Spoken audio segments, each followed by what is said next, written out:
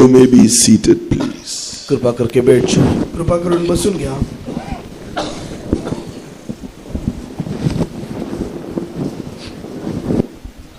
We will say a quick prayer for those, for the land and for those in authority. It's our duty to pray for them.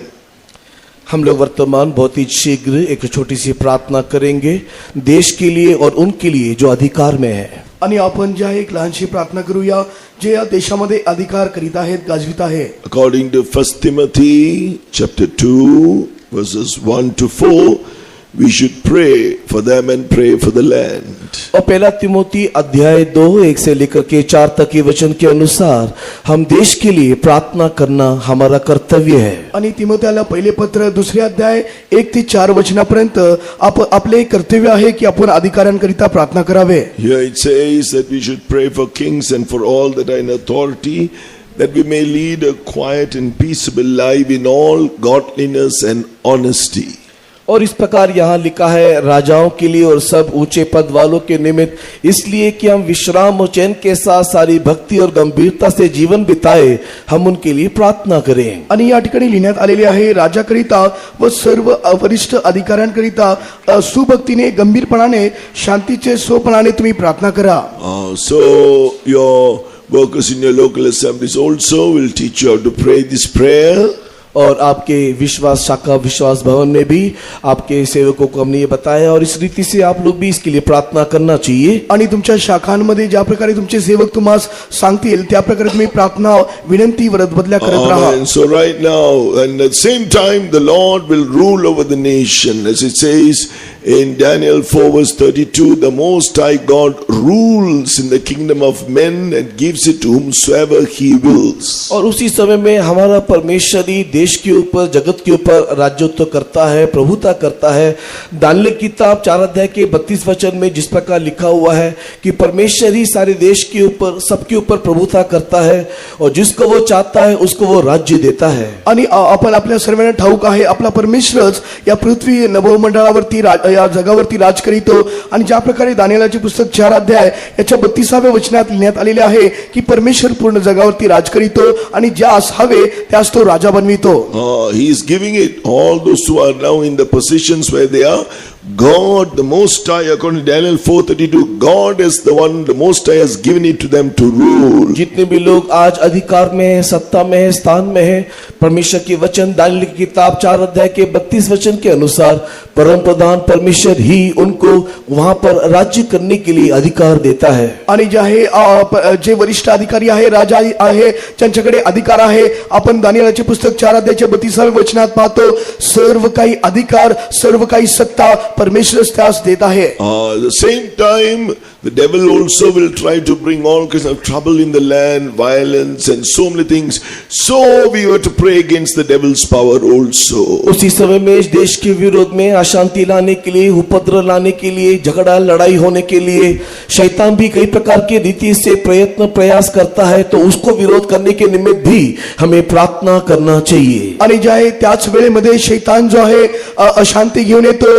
गोंधळ घेऊन येतो, भांडण तंटा घेऊन येतो. त्यासाठी देखील शैतानाच्या विरोधी कार्यासाठी आपल्याला प्रार्थना विनंती करावी लागेल. The word of God says when Jesus died on the cross of Calvary, he fully disarmed Satan and all his demons. और प्रभु यीशु परमेश्वर का वचन कहता है कि प्रभु यीशु मसीह जब कलवरी क्रूस पे अपने आप को दे दिया उस समय में उसने शैतान उसकी सारी शक्तियों को संपूर्ण रीति से नेस्तनाबूद कर दिया. आणि जेव्हा आपला प्रभू येशू ख्रिस्त वधस्तंभावर खेळण्यात आला त्यावेळेमध्ये शैतानाचे सर्व ताकद शक्ती तो जे आहे नाहीसा केलेला आहे. Then through his death he put him and all these demons, Satan and all the demons, to open shame by defeating them.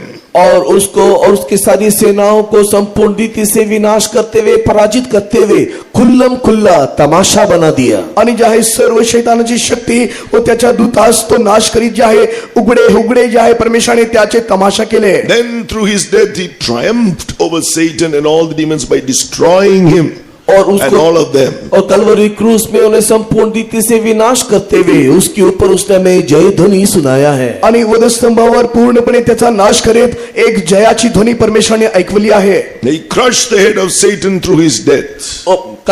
यीशु के मृत्यू के द्वारा शैतान के सुर को उसने कुचल डाला। येशूच्या मृत्यूच्या द्वारे शैतानाचे मस्तक डोके परमेश्वराने फोडून टाकले. He took total victory through his resurrection. पुनरुत्थान के द्वारा उसके ऊपर संपूर्ण जय उसने पा लिया। पुनरुत्थानच्या द्वारे परिपूर्ण जय परमेश्वराने त्यावर प्राप्त केले आहे. When he arose by the mighty power of God, all those demons, Satan and all this evil who brings, and all these evil spirits that bring all kinds of evil to mankind, they remain crushed under his feet.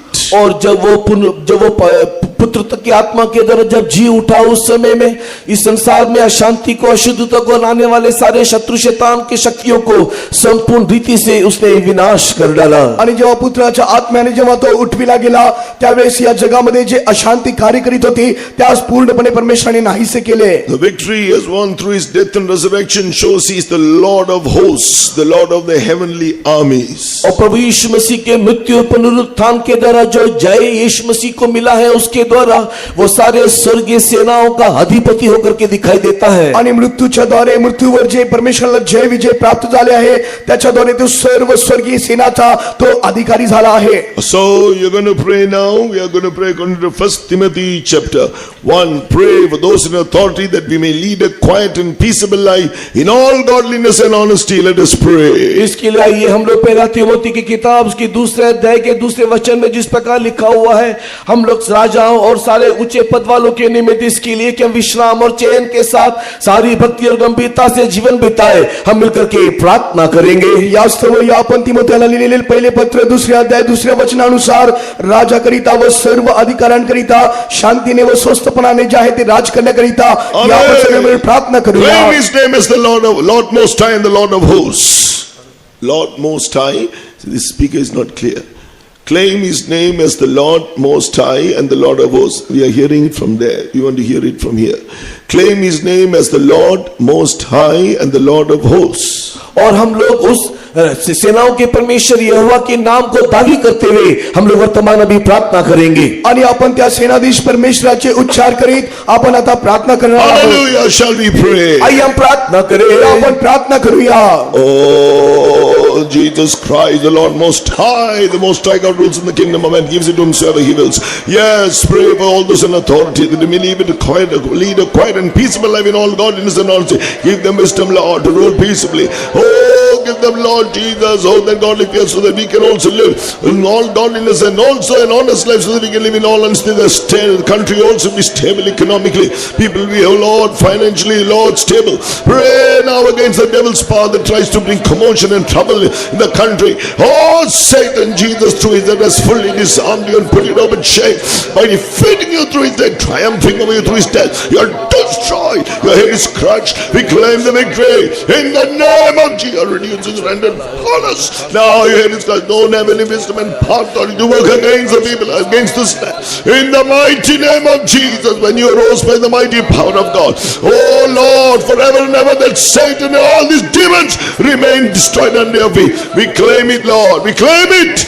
Now you believe what you have claimed. वर्तमान जो आपने दावी किया है आप उसको विश्वास करो. जे काही तुम्ही उच्चारले आहे त्यावर तुम्ही विश्वास ठेवा. Ephesians 1 verse 19 in English says, when you believe his word, the exceeding greatness of his power will execute it in your life. ये एफिसी किताब पहले अध्याय के 19 वचन में अंग्रेजी इस प्रकार लिखा हुआ है कि जब आप उसके वचनों को विश्वास करोगे तो उसकी सामर्थ, उसकी असीम शक्ति का प्रभाव का कार्य हमारे जीवन में शुरू हो जाएगा. आणि जेव्हा आपण एफिसी पत्र पहिल्या अध्याय 19व्या वचनात लिहिण्यात आलेले आहे, ज्यावेळेस आपण परमेश्वरावर विश्वास Amen. करतो, Now you speak in tongues believing that word you have just claimed. अभी तक आपने जो प्रार्थना करके वचनों को दावी किया है उसको विश्वास करते हुए आइए अन्य भाषा में हम लोग बातें करें. जे काही विश्वास करून आपण उच्चारले आहे या आपण अन्य भाषांमध्ये बोलून प्रार्थना करूया. Receive the anointing. एक अभिषेक को पाले. एक अभिषेक प्राप्त करा.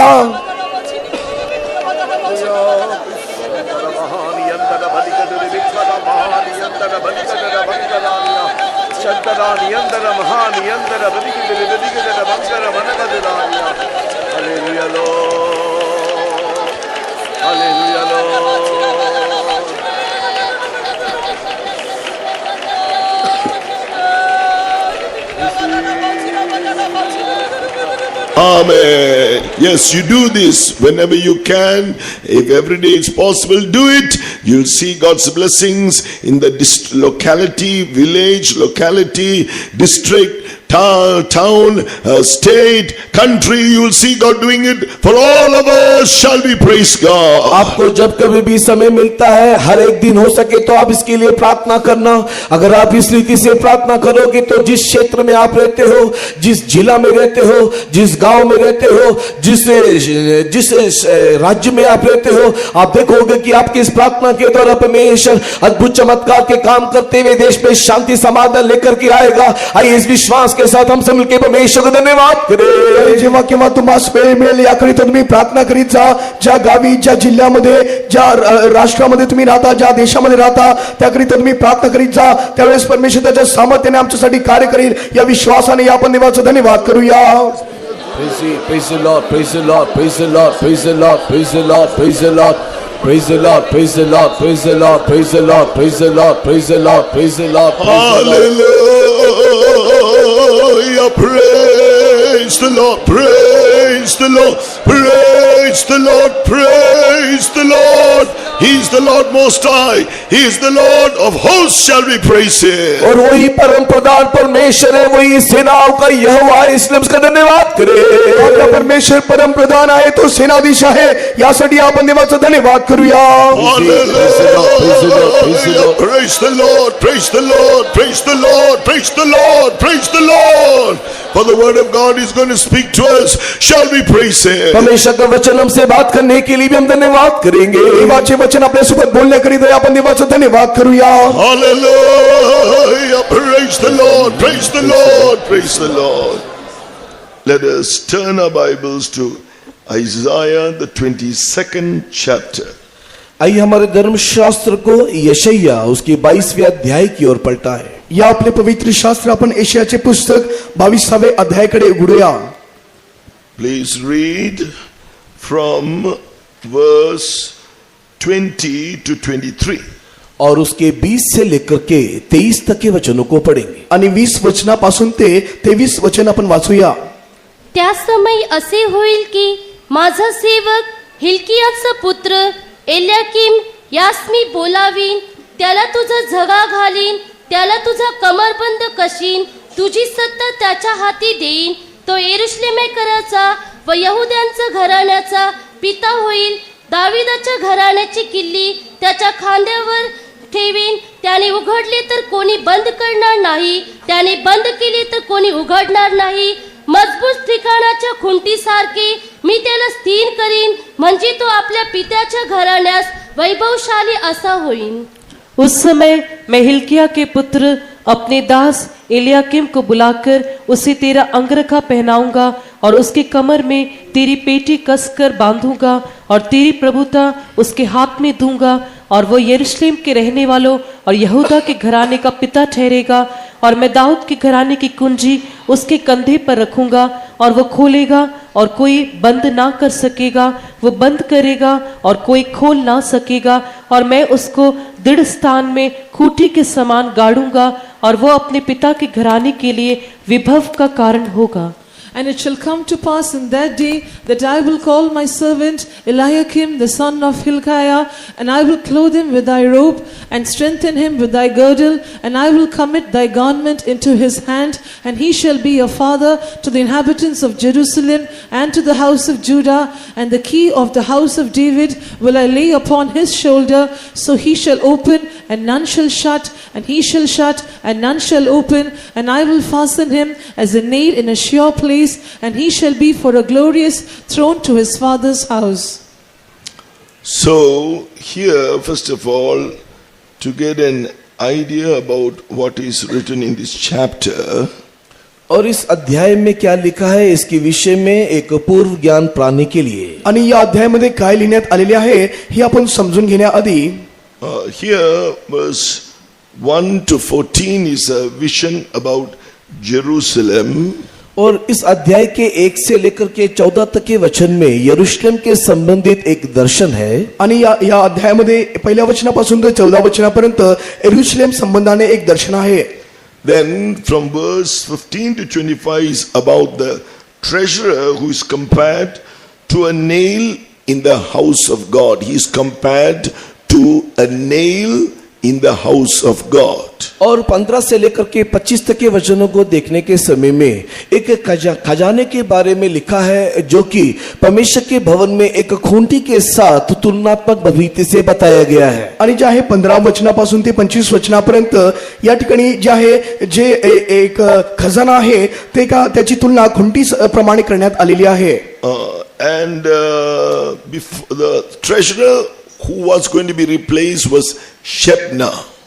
और ये जो खजाना है जिसको शबना से उसको बदला गया है. आणि जे खजाना आहे त्याला बदलण्यात आलेले आहे. That is mentioned in verse 19. God was going to remove him.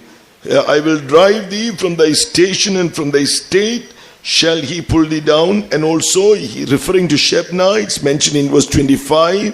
In that day, said the Lord of hosts, shall the nail that is fastened in the sure place be removed and be cut down and fall, and the burden that was upon it shall be cut off, for the Lord had spoken it. और 19 वचन को पढ़ने के समय में मैं तुझको तेरे स्थान पर से ढकेल दूंगा और तू अपने पद से उतार दिया जाएगा.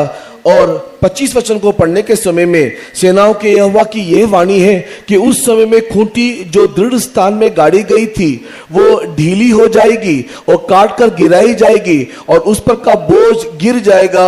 और यहोवा ने ये कहा है. आणि 19व्या वचनात आपण पाहतो, मी तुला तुझ्या हुद्द्यावरून काढून टाकीन, तो तुला तुझ्या पदावरून खाली ओढील.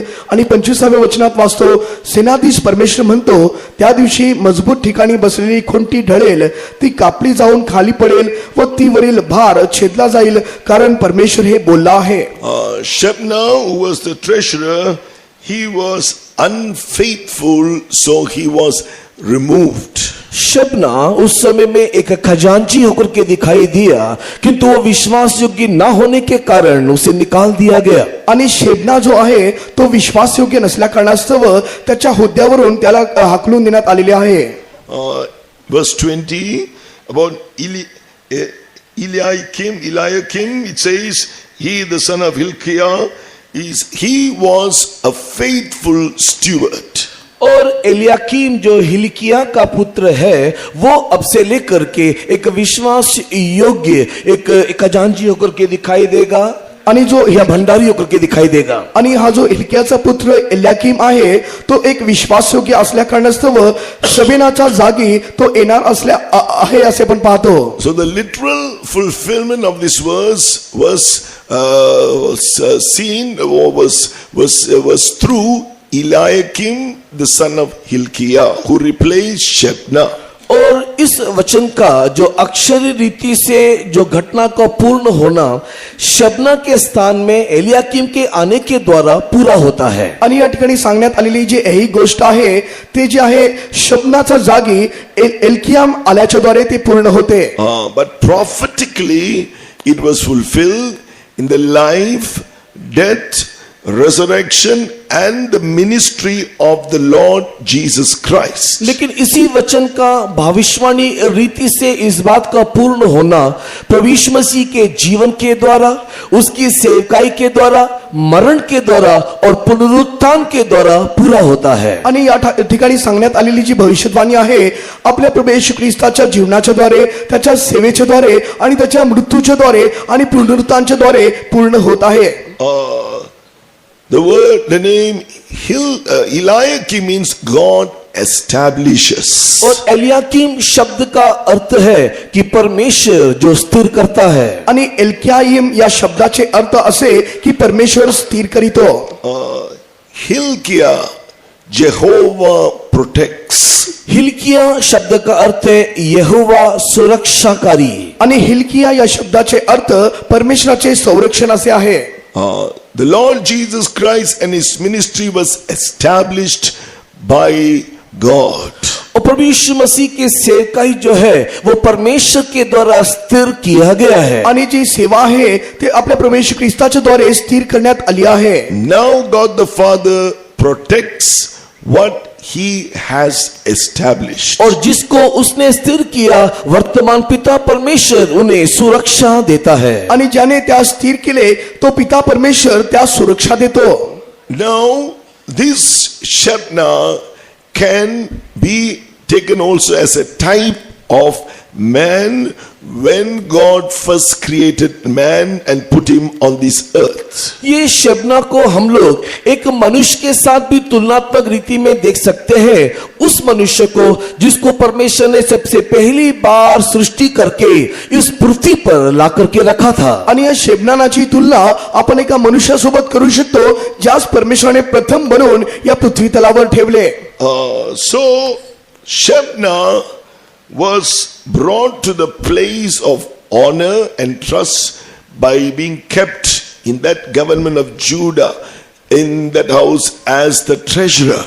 और शबना को यहाँ पर एक बहुत ही अच्छा पदवी में रखते हुए यहूदा के घर में भंडारी के समान एक आदरणीय स्थान में उसे रखा गया. आणि या शेबनानास जे आहे चांगले आदर सत्कार करीत त्याला यहुद्यांच्या घरामध्ये एक खजिनदारची पदवी देण्यात आली होती.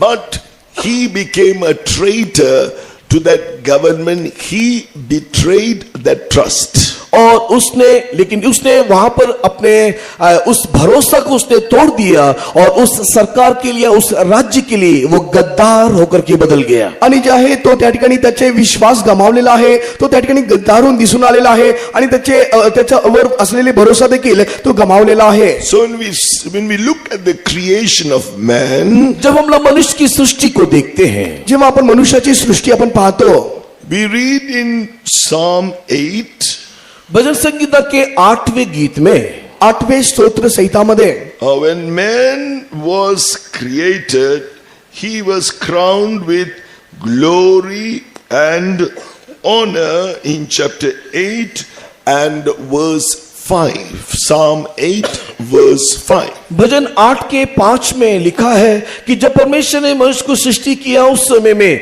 महिमा और प्रताप का मुकुट उसके सिर पर रखा. आपण जे आहे 8वें स्तोत्र याच्या 5व्या वचनात पाहतो, जेव्हा परमेश्वराने मनुष्याची सृष्टी केली त्याला गौरव व थोरवी यांनी मुकुटमंडित केले आहे. God gave him certain responsibilities on this earth. उस समय में पृथ्वी पर कुछ कर्तव्य भी मनुष्य को दिया गया. आणि त्यावेळेमध्ये मनुष्यास काही कर्तव्य काही काम देण्यात आले होते. He was given dominion over all things on the earth. इस पृथ्वी के सारी बातों के ऊपर उसको एक अधिकार दिया गया. आणि या जगातील सर्व गोष्टीवर त्याला एक अधिकार देण्यात आलेला होता. But he became unfaithful to God and betrayed that trust. लेकिन वो परमेश्वर के निमित्त अविश्वास योग्य होते हुए उस भरोसा को उसने नष्ट कर डाला. परंतु जे आहे तो अविश्वास योग्य दिसून असल्या कारणास्तव देवाचे जे भरोसा होते ते त्याने तोडून टाकले. Just like Shebna was in correspondence with a foreign king of Assyria, और जिस प्रकार शबना अशूर के राजा के साथ मिल करके आणि जेव्हा शबनान अशूरच्या राजासहित तो मिळून गेला, in order to deliver this kingdom of Judah into his hand, यहूदा के राज्यत्व को अशूर के हाथ में सौंप देने के निमित्त आणि ज्या यहूदाचे राज्य त्याच्या हाती सोपून देण्याच्या कारणाने man whom God created became unfaithful, betrayed the trust and joined himself to Satan, the enemy of God. उसी प्रकार मनुष्य भी परमेश्वर के सम्मुख में अविश्वास योग्य होते हुए शत्रु शैतान के हाथ में अपने आप को सौंप दिया और परमेश्वर का शत्रु होकर के बदल गया. आणि याच प्रकारे मनुष्य देखील जे आहे अविश्वास योग्यतेच्या कारणाने जे आहे शैतानाच्या हाती तो स्वतः स्वाधीन केलेला आहे आणि देवाचा तो विरोधी बनलेला आहे. Judah, we can say, for us, it can be taken as a type of the kingdom of God. यहूदा के राज्य को हम लोग परमेश्वर के राज्य के साथ तुलनात्मक रीति में देख सकते हैं. आणि यहूदाचे जे राज्य आहे आपण देवाच्या राज्यासहित त्याची तुलना करू शकतो. That foreign king, that enemy nation, that kingdom can be taken as that kingdom spiritually, the kingdom of Satan. और ये शत्रु या वो शत्रु का राज्य जो है वो शैतान के राज्य के स्वरूप हम लोग तुलनात्मक रीति में देख सकते हैं. आणि हे जे शत्रूचे राज्य आहे याची तुलना आपण शैतानाच्या राज्यासहित करू शकतो. Here we read, God has a kingdom, but Satan too has a kingdom. Matthew's Gospel, chapter 12, verse 26. And Satan, if Satan cast out Satan, he is divided against himself. How shall then his kingdom stand? और जिस प्रकार परमेश्वर का एक राज्य है वैसे ही शैतान का भी एक राज्य है, जिसके विषय में मत्ती रचित सुसमाचार के 12 अध्याय उसके 26 वचन में लिखा हुआ है कि यदि शैतान ही शैतान को निकाले तो वो अपना ही विरोधी हो गया, फिर उसका राज्य क्यों कर बना रहेगा. आणि ज्या प्रकारे एक परमेश्वराचे राज्य आहे त्याच प्रकारे शैतानाचे देखील एक राज्य आहे. याविषयी मत्ती सुवर्तमान 12 अध्याय याच्या 26व्या वचनात लिहिण्यात आलेले आहे. शैतान जर शैतानाला काढीत असेल तर त्याच्या राज्यात त्याच्यात फूट पाडली आहे, मग त्याचे राज्य कसे टिकणार. Shebna, who was the treasurer, Shabana जो भंडारी था आणि जो शबनान खजिनदार होता should have had a very close or intimate relationship with the king, in that keeping that good rapport with the king. उसको Hezekiah. उसको आवश्यकता कि वो अपने राजा के साथ एक बहुत ही सुंदर तालमेल बनाए रखना चाहिए था. आणि त्याला हे करायचे होते की त्याच्या राजासोबत जे आहे समेट करून जे आहे व्यवस्थित राहायचे होते. But on the contrary, he was close to the king of Assyria. किंतु इसके विरोध में हम देखते हैं कि वो अशूर के राजा के बहुत ही समीप दिखाई दिया. परंतु त्याच्या विरोधामध्ये जे आहे तो अशुराच्या राजाचा समीप दिसून आला. Similarly, this is what happened to Adam and Eve when God first created them. और इसी प्रकार की बातें आदम और हव्वा के जीवन भी हम देखने पाते हैं जब परमेश्वर ने उसको सृष्टि करके इस अदन के उद्यान में रखा था. आणि याविषयी जे असे जे आहे आपण आदम हवा विषयी पाहतो, परमेश्वराने त्यांना सृष्टी करून जे आहे त्या ठिकाणी ठेवले होते. When God created Adam and Eve, he created them, kept them in the Garden of Eden. He breathed into man's nostrils the breath of life. He formed them out of the dust of the ground, breathed into man's nostrils the breath of life. He became a living soul. और परमेश्वर ने मनुष्य को According to Genesis chapter 2, verse 7. परमेश्वर ने मनुष्य को भूमि की धूलि में से सृष्टि किया और उसके नथनों में जीवन का श्वास फूंक दिया. इसी रीति से मनुष्य जीवित प्राणी बन गया. और परमेश्वर ने उस प्रथम मनुष्य को ला करके अदन उद्यान में रखा.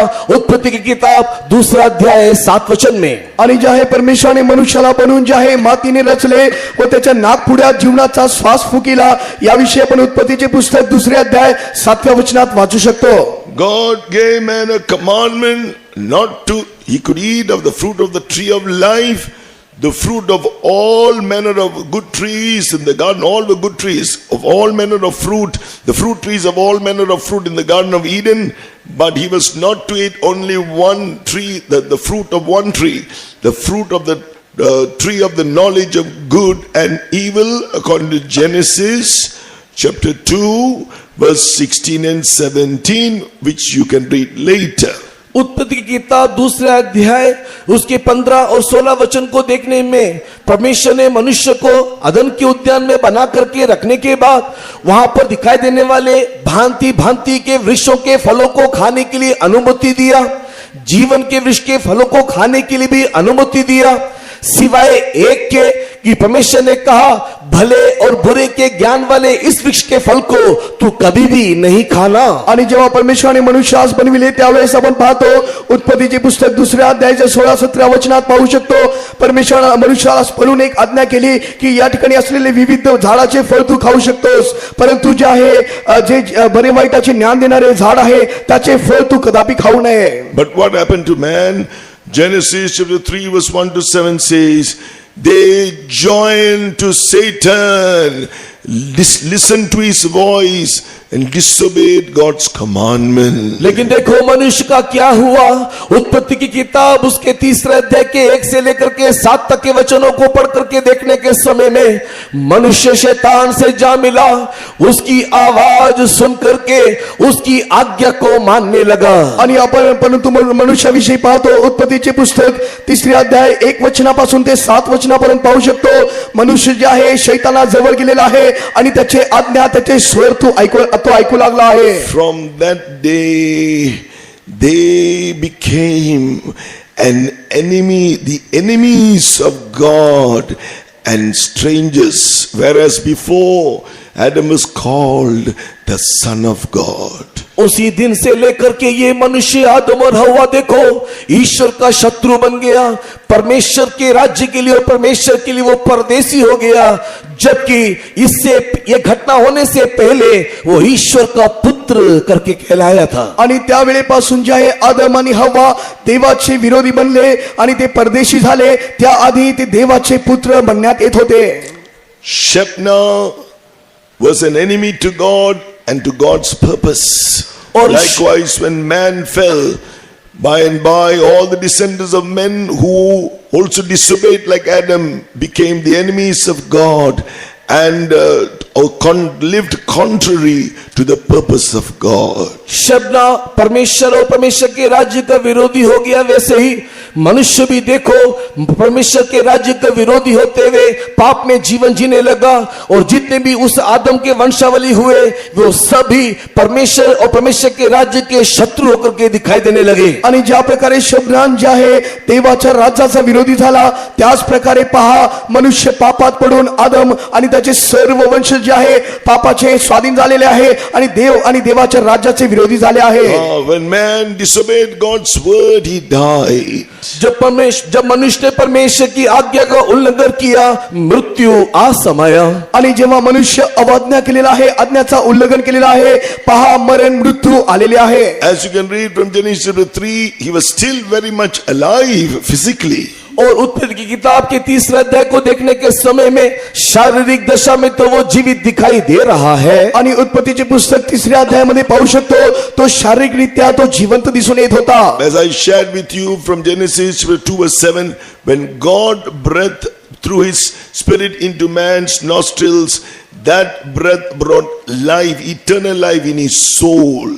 और जैसे कि मैंने आपको उत्पत्ति की किताब के 2 अध्याय के 7 वचन से बताया था कि जब परमेश्वर ने मनुष्य को सृष्टि की, उस समय में उसके नथुन में श्वास फूंक दिया, वो जो जीवन का श्वास फूंक दिया वो अनंतकालीन जीवन था। आणि जे आहे आपण उत्पत्तीचे पुस्तक 2 अध्याय 7व्या वचनानुसार सांगितले की जेव्हा परमेश्वराने मनुष्यास बनविले, त्याच्या नाकपुड्यात जीवनाचा श्वास फुकिला, त्याच्याद्वारे तो सर्वकालिकरित्या जिवंत राहू शकत होता। When the life of God, eternal life, departed from man, he was separated from God and from that eternal life. That is called spiritual death. किंतु वो जो अनंतकालीन जीवन जो परमेश्वर ने मनुष्य को दिया था, वो जीवन जो मनुष्य के अंदर से चला गया, जिसके द्वारा मनुष्य के अंदर एक मृत्यु दिखाई दिया, जिसे आत्मिक मृत्यू करके कहा जाता है। आणि जेव्हा मनुष्यातून सर्वकालिक जीवन नाहीसे झाले, त्यावेळेमध्ये त्याच्या जीवनामध्ये मरण दिसून आले, आणि हे जे मरण आहे हे आध्यात्मिक मरण दिसून येते। The word of God says in Ephesians chapter 1, chapter 2, the first verse, we men are seen dead because of their sins and trespasses. और एफिसी की किताब की 2 अध्याय के पहले वचन में मनुष्य जो है उसके पाप और अधर्म के कारण मरे हुए अवस्था में दिखाई दिए। इब्री लोकास पत्र 2 अध्यायाचे पहिले वचनात सांगण्यात येतात की मनुष्य आपल्या अपराध आणि आपल्या पातक्यांमुळे मृत्यू झालेले होतात। While man still has this physical life, man will only have one life. क्यों मनुष्य के जीवन में अभी भी एक शारीरिक जीवन है? क्योंकि मनुष्य के पास केवल अभी एक ही जीवन है। आणि का मनुष्याकडे एकच शारीरिक जीवन आहे? कारण जे आहे जीवन एकच आहे।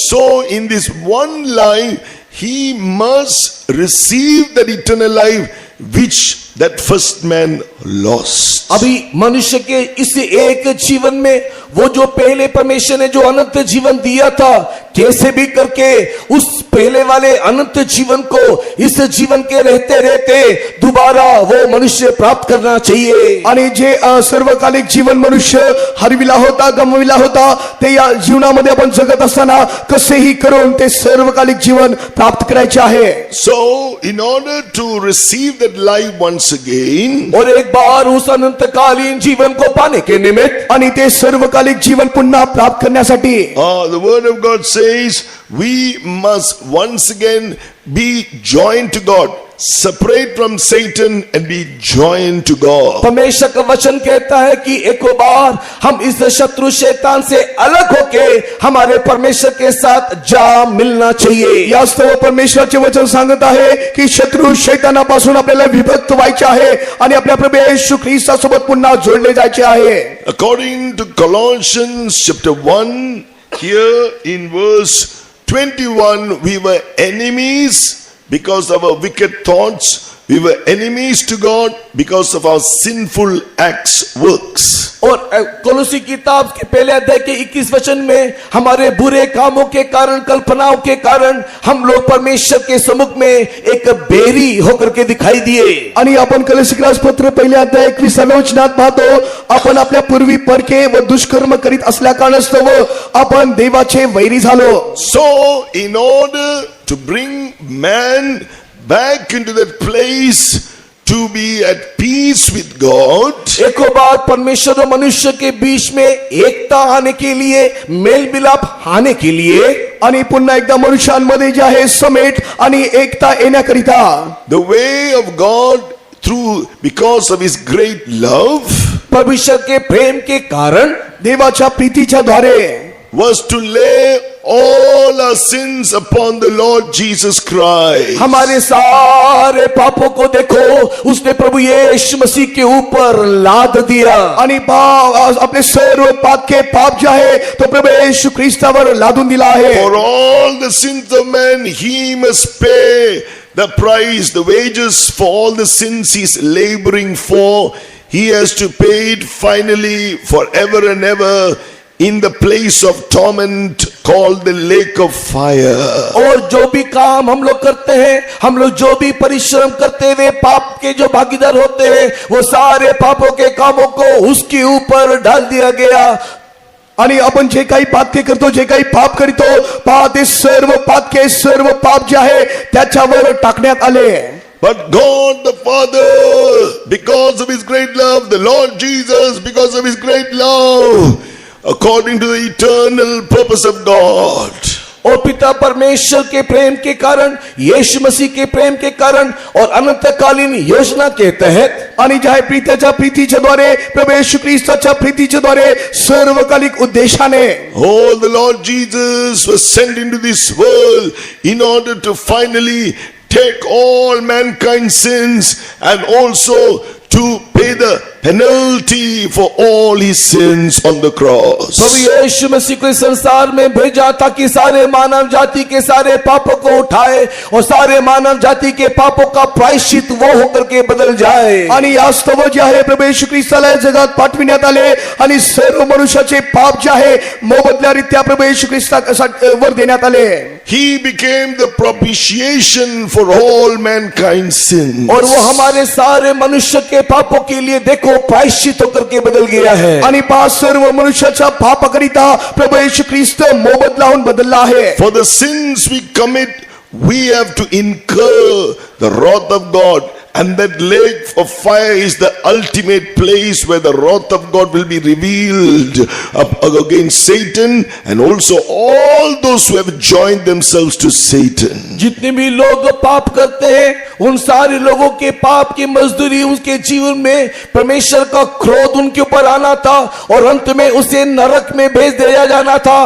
वो नरक जहां पर शैतान और जितने भी शैतान की बातों को मानते हैं वहां पर उनको भेज दिया जाता है. आणि जे हे सर्व जे आहे पापांच्या द्वारे मनुष्यावरती देवाचे दंड यायचे होते आणि जे आहे नरकात टाकले जायचे होते, ज्या ठिकाणी शैतान व त्याचे दूत राहतात आणि जे कोणी त्याचे आज्ञेचे पालन करतात त्यांना त्या ठिकाणी टाकण्यात येते. When Jesus, after doing the whole will of God on this earth, finally the time came for him to give himself as the perfect sacrifice. और प्रभु यीशु मसीह इस पृथ्वी पर जीते हुए पिता की संपूर्ण इच्छा को उसने पूरा किया और उसका जब समय आया कि वो अपने आप को एक सिद्ध बलि होकर के समर्पण कर दे, आणि ज्या या जगामध्ये राहत असताना प्रभू येशू ख्रिस्ताने पित्याची पूर्ण इच्छा पूर्ण केली आणि जेव्हा वेळ आले तेव्हा तो स्वतःच अर्पण केलेला आहे. He became the propitiation for our sins because God the Father saw there was no sin in him. और जब यीशु मसीह के अंदर कोई भी पाप पिता परमेश्वर ने नहीं देखा,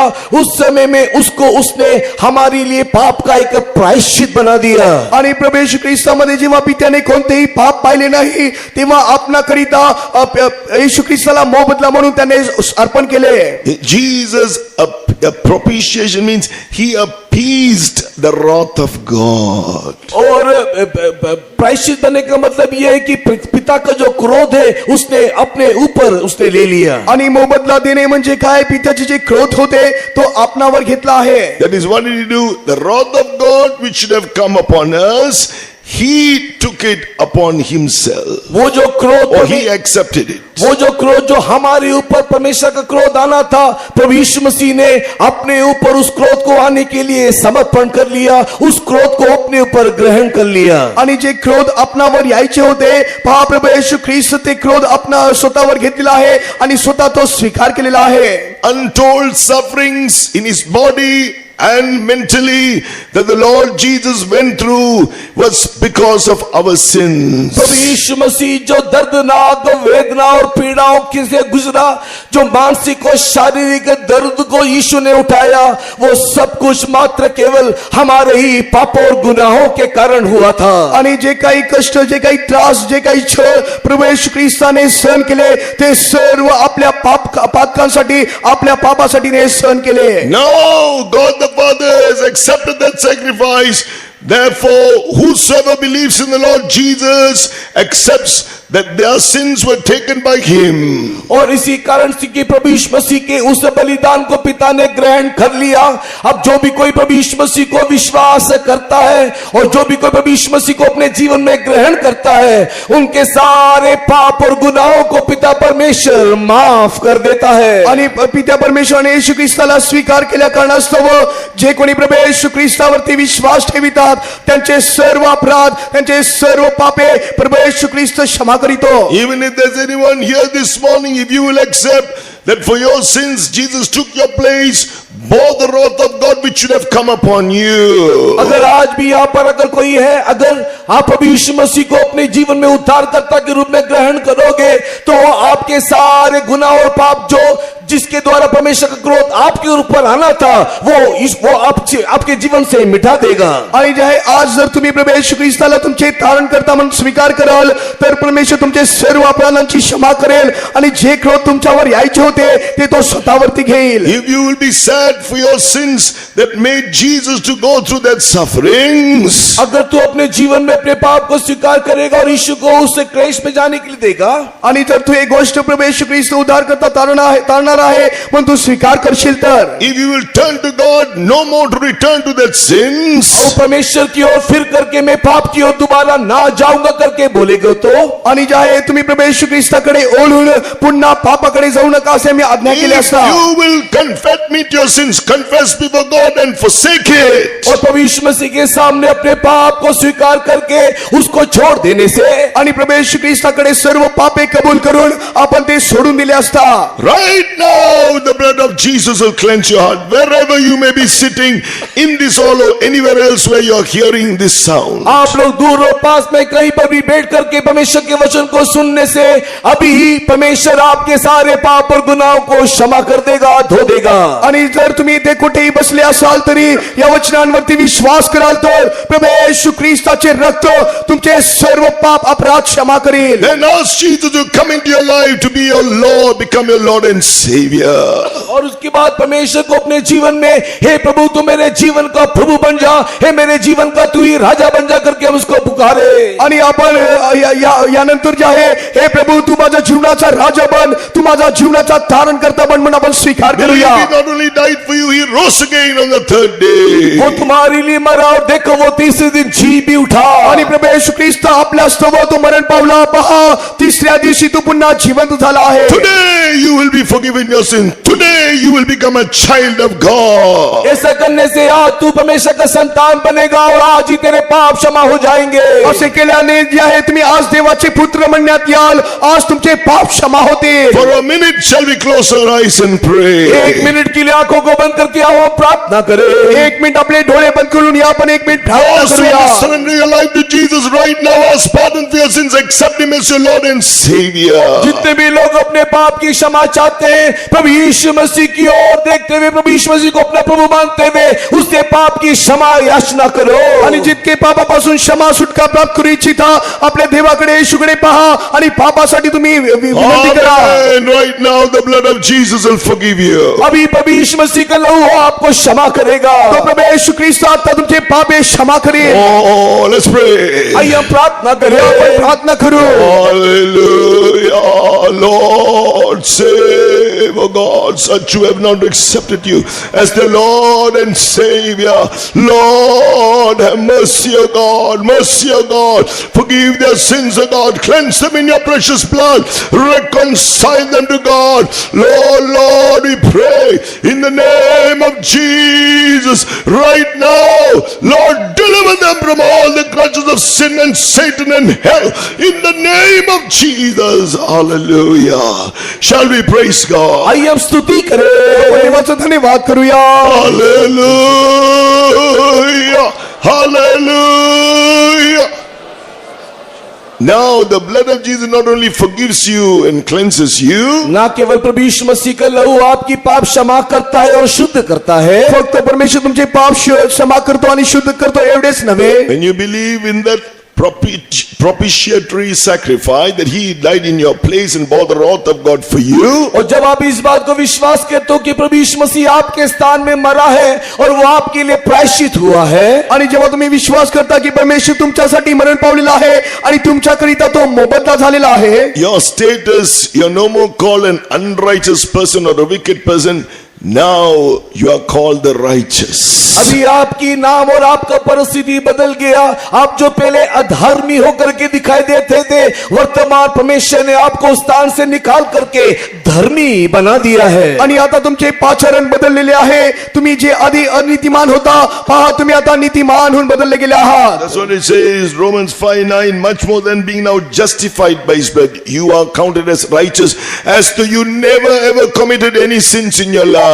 रोमी की किताब 5:9 वचन में जिस प्रकार लिखा हुआ है, उसकी अभी वर्तमान उसके लहू के द्वारा तुम धर्मी ठहरे, अर्थात जैसे तुमने पहले कभी पाप ही ना किया हो. आणि आपण रोमक्रस पत्र 5:9 वचनामध्ये पाहतो, अनाथाच्या रक्ताने तुम्ही नित्यमान ठरविण्यात आलेले आहात. याच्या आधी याचे अर्थ असे की याच्या आधी तुम्ही कधी पापच केले नाही. So we shall be saved from wrath through Him. और इसके द्वारा हम उसके क्रोध से भी बच निकले हैं. आणि याच्याद्वारे आपण क्रोधापासून देखील तारले गेले आहोत. Verse 10, we are no more enemies now. Now we are reconciled by the death of Jesus. 10 वचन में लिखा हुआ है कि अब हम उसके बैरी नहीं हुए, कि तो प्रभु यीशु मसीह के द्वारा हमारा उसका मेल हो गया है. आणि 10व्या वचनात लिहिण्यात आलेले आहे, आता आपण त्याचे शत्रू नाही तर आपला समेट झालेला आहे. That's why we read in Colossians chapter 1 verse 20, He has made peace through the blood of His cross. इसी कारण से कोलोसी किताब उसके 1 अध्याय के 20 वचन में लिखा हुआ है, उसके लहू के द्वारा उसने हमारा मेल मिलाप करा दिया.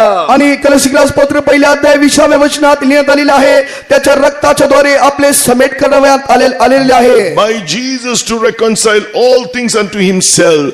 By Him I say, whether they be things in heaven or things in earth or things in heaven. और जो इस पृथ्वी का है और जो स्वर्ग में, उन सारी बातों के साथ प्रभु यीशु मसीह में हमारा मेल मिलाप करा दिया है. आणि पृथ्वीवरील असो किंवा स्वर्गातील असो, त्या सर्वांबरोबर त्यांनी आपला समेट करून दिलेला आहे. Well, the word of God speaks about the Lord Prabhu Jesus, यीशु मसीह के संबंध में वचन क्या कहता है? आणि प्रभू येशू ख्रिस्ताविषयी वचन काय सांगते? that He is the one who was going to, in the spiritual prophetical fulfillment, we read in Isaiah chapter 22. यशाया किताब के 22वें अध्याय में यीशु मसीह के संबंधित भविष्यवाणी की बातें क्या लिखा हुआ है? आणि जे आहे यशायाचे पुस्तक 22 अध्यायामध्ये प्रभू येशू ख्रिस्ताविषयी भविष्यवाणी काय सांगण्यात आलेली आहे? Verse 21, here it says, verse 21, I will clothe him with thy robe. और मैं उसको तेरी पेटी कमर कसूंगा आणि मी तुझा झगा घालीन. The Lord Jesus, when he arose from the dead, और प्रभु यीशु मसीह जब मरे में से जी उठा आणि आपल्या प्रभू येशू ख्रिस्त जेव्हा मृत्यूतून जिवंत झाला, he was clothed with a glorious garment. John the apostle saw that in Revelation chapter 1. और प्रकाशित वाक्य के पहले अध्याय में यूहन्ना ने इस बात को देखा कि परमेश्वर ने पुनरुत्थान को प्राप्त किया, प्रभु यीशु मसीह को एक महिमा में वस्त्र दिया है. आणि ज्या आहे प्रकटीकरणाच्या पहिल्या अध्यायामध्ये पाहू शकतो, योहानाने पाहिलं आहे जेव्हा प्रभू येशू ख्रिस्त उठविला गेला आहे तेव्हा पहा गौरवाचे वस्त्र त्याला देण्यात आलेले आहे. That robe is that glorious, the new garment is the glorious body with which Jesus arose. और वो जो नया वस्त्र था वो एक महिमा में तेजो में वस्त्र था जिसको यीशु मसीह ने परिधान किया. आणि जे नवीन वस्त्र होते, जे गौरवयुक्त वस्त्र होते, जे प्रभू येशू ख्रिस्ताने परिधान केले होते. Now the Lord Jesus imparts the garments of salvation and robe of righteousness for those who repent of their sins first of all. और उसी के बाद अभी वर्तमान वही प्रभु यीशु मसीह जो भी कोई अपने पापों से अनुताप करते हुए मन परिवर्तन करता है उसे वो उस उद्धार का वस्त्र और धार्मिकता का वस्त्र देता है. आणि आज वर्तमान मध्ये या वेळेमध्ये जे कोणी आपले पाप पश्चाताप करीतो, कबूल करीतो, पहा परमेश्वर नीतिमत्वाचे आणि तारणाचे वस्त्र देत आहे. Not only you must repent of your sins, confess and forsake them too, and accept him as your Lord and Savior, you will be clothed with the garment of salvation spiritually. हम लोग प्रभु यीशु मसीह को विश्वास करते हुए हमारे सारे अधर्मों को हम लोग छोड़ देने से और प्रभु यीशु मसीह को अपने व्यक्तिगत जीवन के उद्धारकर्ता के रूप में ग्रहण करने से वो हमें उद्धार के वस्त्र को पहनाएगा. आणि जेव्हा आपण सर्व आपले पाप कबूल करीतो, पश्चाताप करीतो आणि आपल्या प्रभू येशू ख्रिस्ताला तारणारा म्हणून स्वीकार करीतो, त्यावेळेस परमेश्वर पहा आपल्याला उद्धाराचे वस्त्र, तारणाचे वस्त्र देत आहे. And the robe of righteousness is given for those who obey him. Obeying means obeying his counsel first of all in the truth of water baptism. और धार्मिकता का वस्त्र उनको दिया जाता है जो उसकी बात आज्ञा मानते हैं. आज्ञा मानने का अर्थ है कि जो परमेश्वर की सलाह पानी की बपतिस्मा में मान करके पूरा करते हैं. आणि नीतिमत्वाचे वस्त्र त्यांना देण्यात येते जे कोणी देवाचे आज्ञेचे पालन करीतात. आज्ञेचे पालन करणे म्हणजे काय? म्हणजे पाण्याचा बपतिस्मा घेणे होय. Just for reference, these are written in Isaiah chapter 61 verse 10. आपके ज्ञान के लिए बता दें कि ये सारी बातें उद्धार का वस्त्र, धार्मिकता के वस्त्र के बारे में यशाया 61वां अध्याय वचन 10 में लिखा है. आणि या सर्व गोष्टी विषयी, तारणाचे वस्त्र आणि नीतिमत्वाचे वस्त्राविषयी यशायाचे पुस्तक 61 अध्याय याच्या 10व्या वचनात लिहिण्यात आलेले आहे. Glory be to God. परमेश्वर की नाम की स्तुति होवे. देवाच्या नावास गौरव असो. So God wants to give this experience to all of us. परमेश्वर ये अनुभव हम में से हर एक को देना चाहता है. आणि हे अनुभव आपल्या प्रत्येकांना परमेश्वर देऊ इच्छितो. Those who repented of your sins, accepting him as your Lord and Savior now, be baptized in water, obeying the counsel of God, be clothed with the robe of righteousness. जो भी कोई अपने पापों को पश्चाताप करते हुए प्रभु यीशु मसीह को अपने जीवन के व्यक्तिगत उद्धारकर्ता के रूप में ग्रहण करता है और उसकी दी हुई सलाह पानी के बपतिस्मा में मान लेता है, उसको परमेश्वर धार्मिकता का वस्त्र देता है. आणि जे कोणी पश्चाताप करीत प्रभू येशू ख्रिस्ताला तारणारा म्हणून स्वीकार करीतात आणि देवाचे आज्ञा पालन करीत बपतिस्मा घेतात, पहा अशा लोकांना परमेश्वर नीतिमानाचे वस्त्र देत आहे.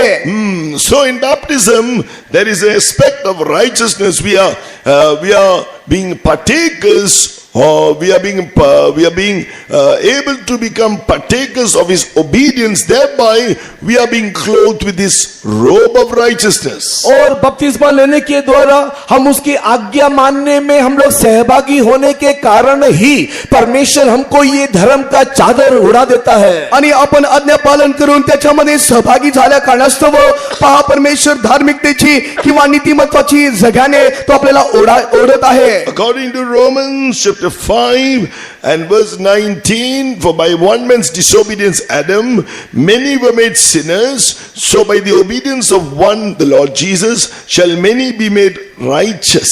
और जिस प्रकार रोमी की किताब 5 अध्याय 19 वचन में लिखा है, जैसे एक मनुष्य की आज्ञा ना मानने से बहुत लोग पापी ठहरे, वैसे ही एक मनुष्य की आज्ञा मानने अर्थात यीशु मसीह की आज्ञा मानने के द्वारा बहुत लोग धर्मी ठहरेंगे. आणि ज्या प्रकारे रोमकरास पत्र 5 अध्यायाच्या 19व्या वचनात लिहिण्यात आलेले आहे, कारण जसे त्या एकाच मनुष्याच्या आज्ञाभंगाने पुष्कळ जण पापी ठरले होते, तसे या एकाच मनुष्याच्या आज्ञा पाळण्याने पुष्कळ जण नीतिमान ठरतील. So there is a doctrine, as you heard even last night, there is a doctrine. The word of God is the truth.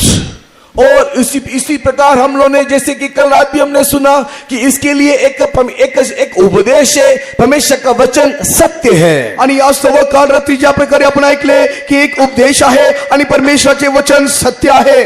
So to be found clothed with the robe of righteousness, that means to be found with that very obedience of Jesus. और उस धार्मिकता के चादर को ओढ़ने के लिए प्रभु यीशु मसीह के उसी आज्ञाकारी होकर के दिखाई देने के निमित्त, आणि जे आहे ते महत्वाचे जगा ओढण्याकरिता आणि देवाचे आज्ञा पालन करणारे होऊन दिसून येण्याकरिता.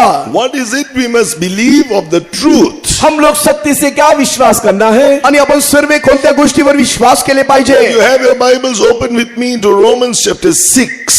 आइए, अगर आपके पास धर्मशास्त्र है तो मेरे साथ आप लोग रोमी की किताब 6 अध्याय की ओर खोलो. आणि जर तुमच्याकडे पवित्र शास्त्र असेल तर या माझ्यासोबत तुम्ही रोमकरास पत्र 7 अध्याय उघडा. This is the doctrine, this is the truth. और यही सत्य है, यही वास्तविकता है. आणि हे सत्य आहे, हेच उपदेश आहे. Man who disobeyed in the Garden of Eden, all his generation, including me, this interpreter, and all of us who are born are descendants of that disobedient man. We were born with an inherent nature through that first man. और मनुष्य, According to Psalm 51 verse 5.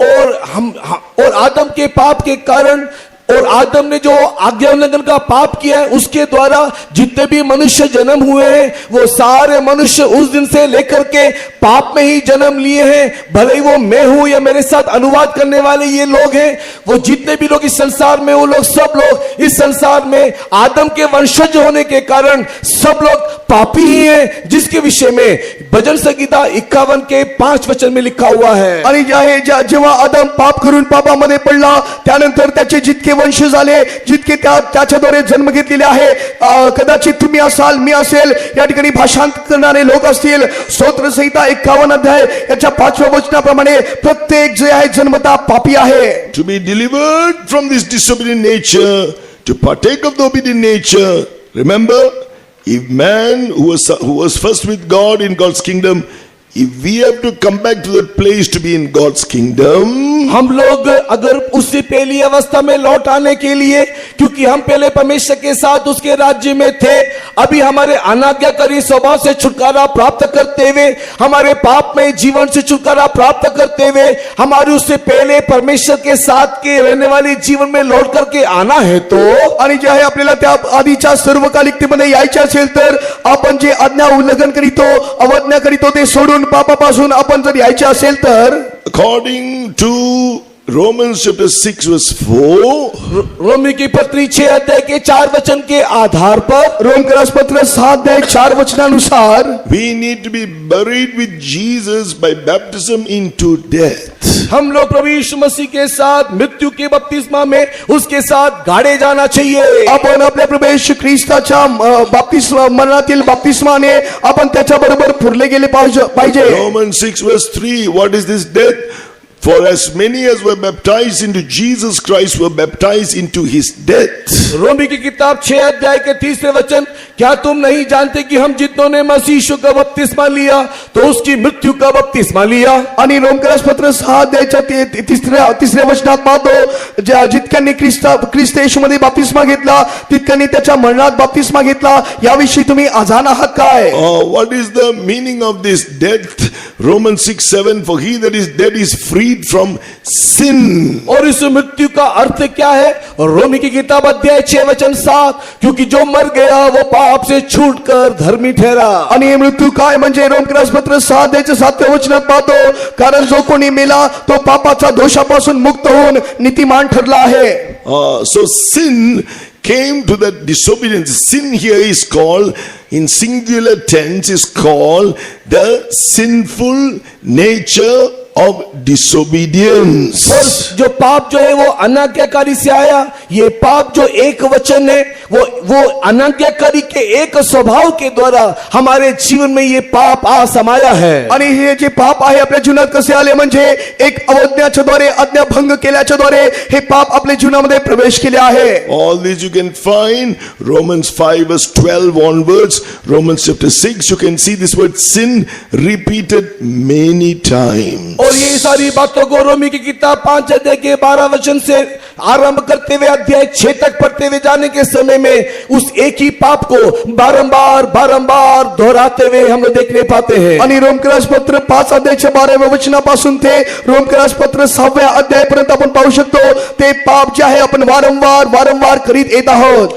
So when you partake of the truth of baptism, surrendering yourself to obey, just as Jesus obeyed the counsel of God and took baptism. और जिस प्रकार प्रभु यीशु मसीह ने पिता की सलाह के अनुसार बपतिस्मा लिया, वैसे ही आप भी जब उसकी सलाह को मानते हुए उस बपतिस्मा में यीशु के साथ सहभागी होने के लिए अपने आप को समर्पण करते हो.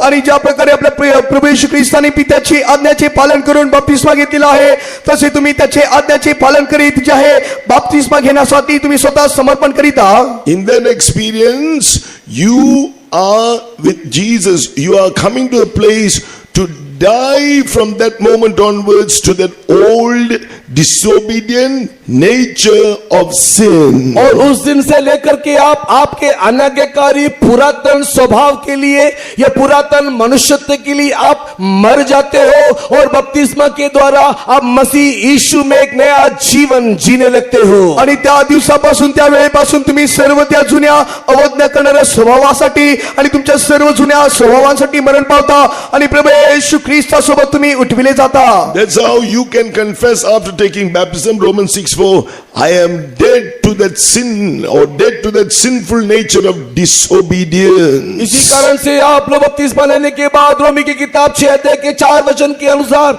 आप लोग इस बात को मुंह खोल करके स्वीकार करना चाहिए कि मैंने बपतिस्मा लिया है और अभी मैं पाप के उस पुरातन स्वभाव के लिए, मैं पाप के पुरातन मनुष्यत्व के लिए अब मैं मर चुका हूं. आणि जे आहे आपण रोमकरासपत्र 6 अध्यायाच्या 4थ्या वचनानुसार बपतिस्मा घेत असताना आपण या प्रकारे कबूल केले पाहिजे की मी माझा जुन्या सर्व स्वभावांकरिता अवज्ञाकरिता मरण पावलो आहे आणि ख्रिस्तासाठी मी जिवंत झालो आहे. Then in the truth of baptism, you are surrendering now your body consciously to God through Jesus Christ. That is, as Jesus did the will of the Father in his body, obeyed all that the Father spoke to him, all that is written in the truth. और जब आप पानी के बपतिस्मा को ले लेते हो, उसके द्वारा आप अपने आप को पिता के हाथ में प्रभु यीशु मसीह के माध्यम से अपने आप को समर्पण करते हो. जिस प्रकार प्रभु यीशु मसीह परमेश्वर के शास्त्र में लिखे हुए सारे वचनों को पालन करते हुए संसार में जीवन जिया, उसी रीति से एक जीवन जीने के लिए आप अपने आप को पिता के हात में सौंप देते हो. आणि जेव्हा तुम्ही पाण्याचे बपतिस्मा घेता त्यावेळेस तुम्ही स्वतः पित्याच्या हाती सोपून देता. ज्या प्रकारे प्रभू येशू ख्रिस्त पित्याच्या हाती सोपून देऊन धर्मशास्त्रातील सर्व आज्ञाचे पालन केलेलं आहे, तसे तुम्ही देखील पित्याच्या हाती स्वतः सोपून देता. That is what is called in Romans 6:11, you are surrendering yourselves to be alive unto God through Jesus Christ, to do the will of God, to obey all the truth, all what God reveals to you. रोमी की किताब 5-6 अध्याय के 11 वचन को पढ़ने के समय में परमेश्वर के लिए मसीह यीशु में जीवित समझो, अर्थात वर्तमान तो प्रभु यीशु मसीह में जीवित होते हुए पिता के द्वारा कहे गए सारे सत्य वचनों को पालन करने के लिए, उसी के अनुसार जीवन जीने के लिए, चलने के लिए अभी अपने आप को समर्पण करो. यास्तव रोमकरासपत्र 6 अध्यायाच्या 11व्या वचनानुसार तसे तुम्ही ख्रिस्त येशूमध्ये स्वतः पापाला मेलेले खरे पण देव प्रित्यार्थ जिवंत झालेले असे माना आणि पित्याच्या हाती तुम्ही स्वतः सोपून द्या. And so there you are able to experience one, the nature of sin has no more power over you. तब आप एक बात को He that is dead is freed from sin. तब आप एक बात को अनुभव करोगे कि वो जो पाप का जो स्वभाव आपके जीवन में था, अभी वो आपके जीवन में दिखाई नहीं दे रहा है. आणि त्या वेळेमध्ये तुम्ही एक गोष्ट अनुभव घेऊ शकाल, जे पापाचे स्वभाव तुमच्या जीवनामध्ये दिसून येत होते आता ते दिसून येणार नाही.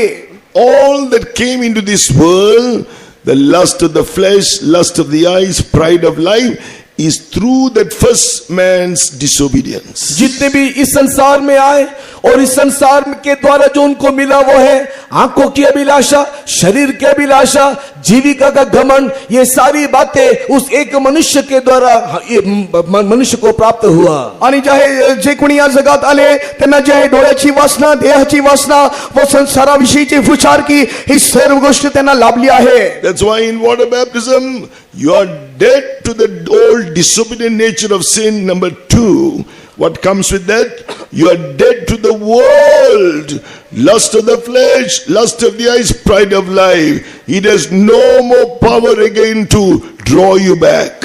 और आप जब पानी की बपतिस्मा को लेते हो तो सर्वप्रथम आप पाप के लिए मर गए, दूसरा आप जगत के लिए मर गए, अर्थात आंखों की अभिलाषा, शरीर की अभिलाषा, जीविका का घमंड को अभी आपके ऊपर कोई प्रभुता नहीं, कोई राज्यत्व नहीं. आणि जेव्हा तुम्ही बपतिस्मा घेता तेव्हा सर्वात प्रथम तुम्ही जे आहे पापाकरिता मरता आणि दुसरे तुम्ही जगाकरिता मरता. जगाकरिता मरणे म्हणजे जे आहे डोळ्याची वासना, देहाची वासना आणि संसाराविषयीची फुसारकी, याचे आता तुमच्या जीवनावर कोणतेही अधिकार नाही. Then we read Romans 6 verse 4. He was raised by the glory of the Father, by the power of the Holy Spirit, after doing the perfect will of God. और रोमी की किताब 1 अध्याय के 4 वचन में जैसे हम पढ़ते हैं कि प्रभु यीशु मसीह उस महिमा की आत्मा के द्वारा जी उठा. आणि आपण रोमक्रस पत्र पहिल्या अध्याय 4 वचनात ज्या प्रकारे वाचतो, प्रभू येशू ख्रिस्त त्या गौरवाच्या आत्म्याने तो उठविला गेला. Likewise, you will also be raised spiritually by the power of the Holy Spirit. उसी प्रकार पवित्र आत्मा का अभिषेक के द्वारा आप भी जिलाए जाओगे. आणि पवित्र आत्म्याच्या अभिषेकाच्या द्वारे तुम्ही देखील जिवंत व्हाल. Eliakim also means the resurrection of God, or raised up by God. Eliakim also means the resurrection of God or raised up by God. और उसके समान उठा ले जाने का मतलब परमेश्वर के उसी आत्मा के द्वारा उसी के मानिंद आप लोग भी जिलाए जाओगे आणि उठाए जाओगे. आणि त्याप्रमाणे जिवंत होऊ म्हणजे देवाच्या आत्म्याच्या द्वारे ज्या प्रकारे प्रभू येशू ख्रिस्त पुनरुत्थित झाला आहे तसे तुम्ही देखील उठविले जाल, पुनरुत्थित व्हाल. When you dedicate your body to God, जब अपने जीवन को, अपने शरीर को परमेश्वर के हाथ में आप समर्पण करोगे, जेव्हा तुमच्या जीवनास, तुमच्या प्राणास तुम्ही देवाच्या हाती सोपून द्याल. as it says in Romans 6:11, I am dead indeed to sin, sinful disobedient nature today. मैं मेरे पाप और मेरे पाप के कामों के लिए मैं मर गया. रोमी की किताब 6 के 11 वचन में जैसा लिखा है, आणि मी सर्व माझ्या पापांच्या कार्याकरिता मी मरण पावलो आहे. याबद्दल रोमक्रस पत्र 6 अध्याय 11 वचनामध्ये ज्या प्रकारे लिहिण्यात आलेले आहे, Romans 6:11, but I am alive to do the will of God, just as Jesus Christ did the will of God. अभी मैं पिता की मर्जी करने को तैयार हूं जिस प्रकार प्रभु यीशु मसीह पिता की मर्जी को पूरा किया. आणि ज्या प्रकारे प्रभू येशू ख्रिस्त पित्याची इच्छा पूर्ण केलेला आहे. I'm dead to sin, I'm dead to the world too. मैं इस पाप के लिए, जगत के लिए भी अभी मैं मर गया हूं. आणि मी पापाकरिता जगासाठी मी मरण पावलो आहे. I yield all my members that come under my 5 senses. Romans 6 verse 13. मैं मेरे भी शरीर के सारे 5 इंद्रियों को, मेरे शरीर के सारे अंग प्रत्यंगों को परमेश्वर की मर्जी के लिए मैं समर्पण करता हूं. आणि रोमक्रस पत्र 6 अध्याय 13 वचनानुसार माझ्या सर्व अवयवांना मी जे आहे मारून टाकतो, स्वाधीन करीतो व देवाला मी स्वतःच अर्पण करीतो.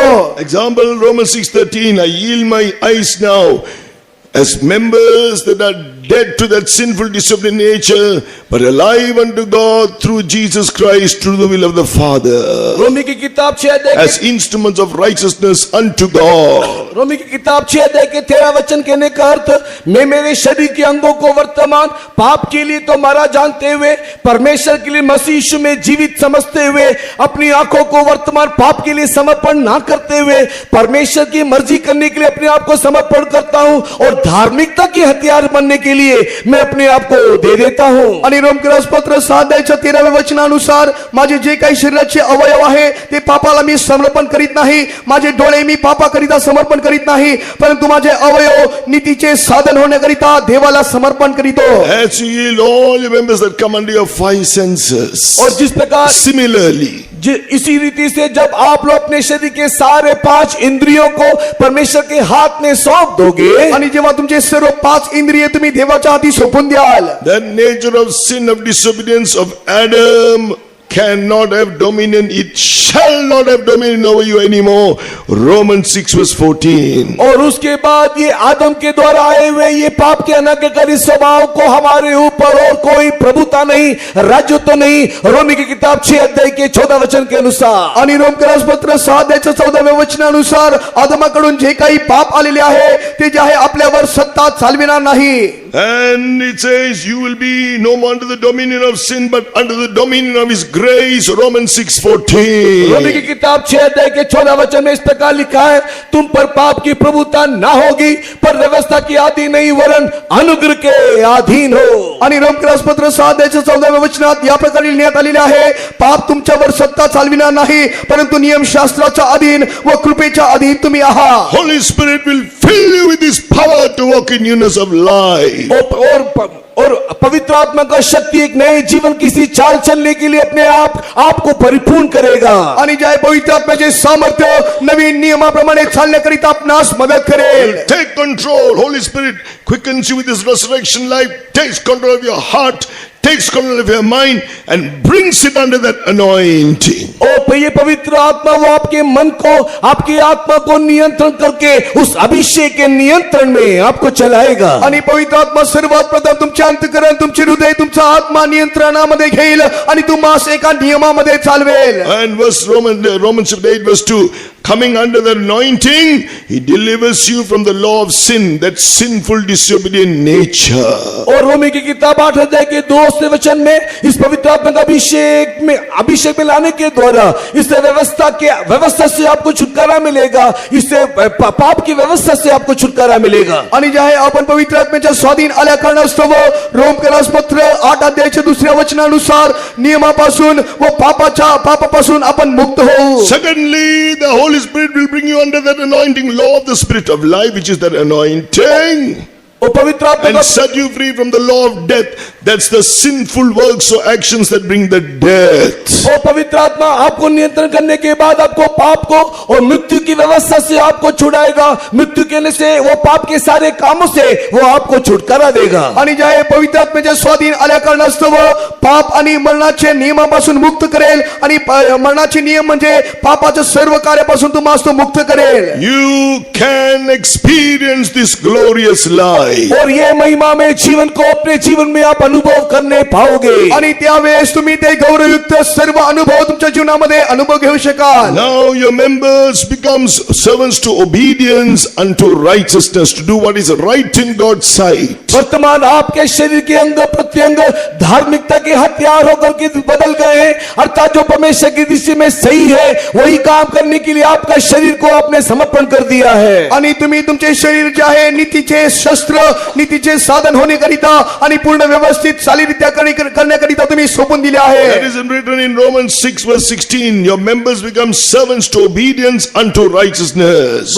रोमी की किताब 6 के 16 वचन में जैसा लिखा है, वर्तमान तुम्हारे शरीर के अंग प्रत्यंग उसके धर्म के हथियार के स्वरूप समर्पण हो गए हैं. आणि रोमकरासपत्र 6 अध्यायाच्या 16व्या वचनानुसार तुमचे सर्व अवयव, तुमचे पूर्ण शरीर जे आहे परिणाम, त्याचे नीतिमत्व, त्याचे आज्ञापालन असे झाले आहे. Holy Spirit will take control of your heart and mind and take control of your body too and quicken you. वो पवित्र आत्मा वो आपके हृदय, मन और आपके शरीर को नियंत्रण करके वो आपको जिलाएगा. आणि ते पवित्र आत्मा तुमचे आत्मा, प्राण, शरीर नियंत्रणामध्ये घेऊन तुम्हाला तो जिवंत करेल. Thereby, verse 19, Romans 6:19, you can yield your members as you obey God's word, the truth, as servants. Your members will become servants to righteousness unto holiness. और परमेश्वर का वचन 19 वचन में इस प्रकार लिखता है कि अब अपने अंगों को पवित्रता के धर्म के दास करके आप सौंपने पाओगे. आणि आपण रोमकरासपत्र 7:19 वचनात पाहू शकतो, आपले अवयव जे आहे आपण पवित्रीकरणाकरिता नीतिमत्वाला गुलाम असे समर्पण करत आहोत. So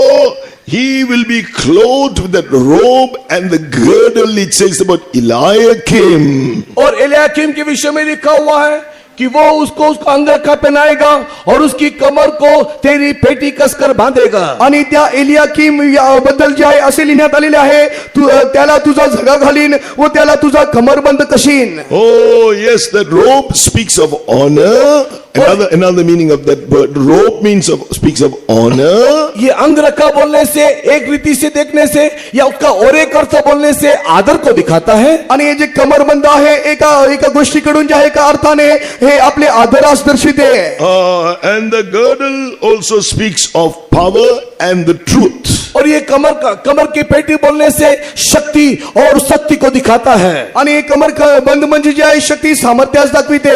So when we obey the truth, obey the gospel, जब हम लोग सुसमाचार के सत्य को विश्वास करेंगे, जेव्हा आपण सुवर्तमानाच्या सत्यावर विश्वास करू, Christ is made unto us the wisdom of God and the power of God. मसीह हमारे लिए परमेश्वर की सामर्थ और ज्ञान होकर के बदल जाएगा. आणि ख्रिस्त आपल्याकरिता ज्ञान व सामर्थ्य होऊन बदलून जाईल.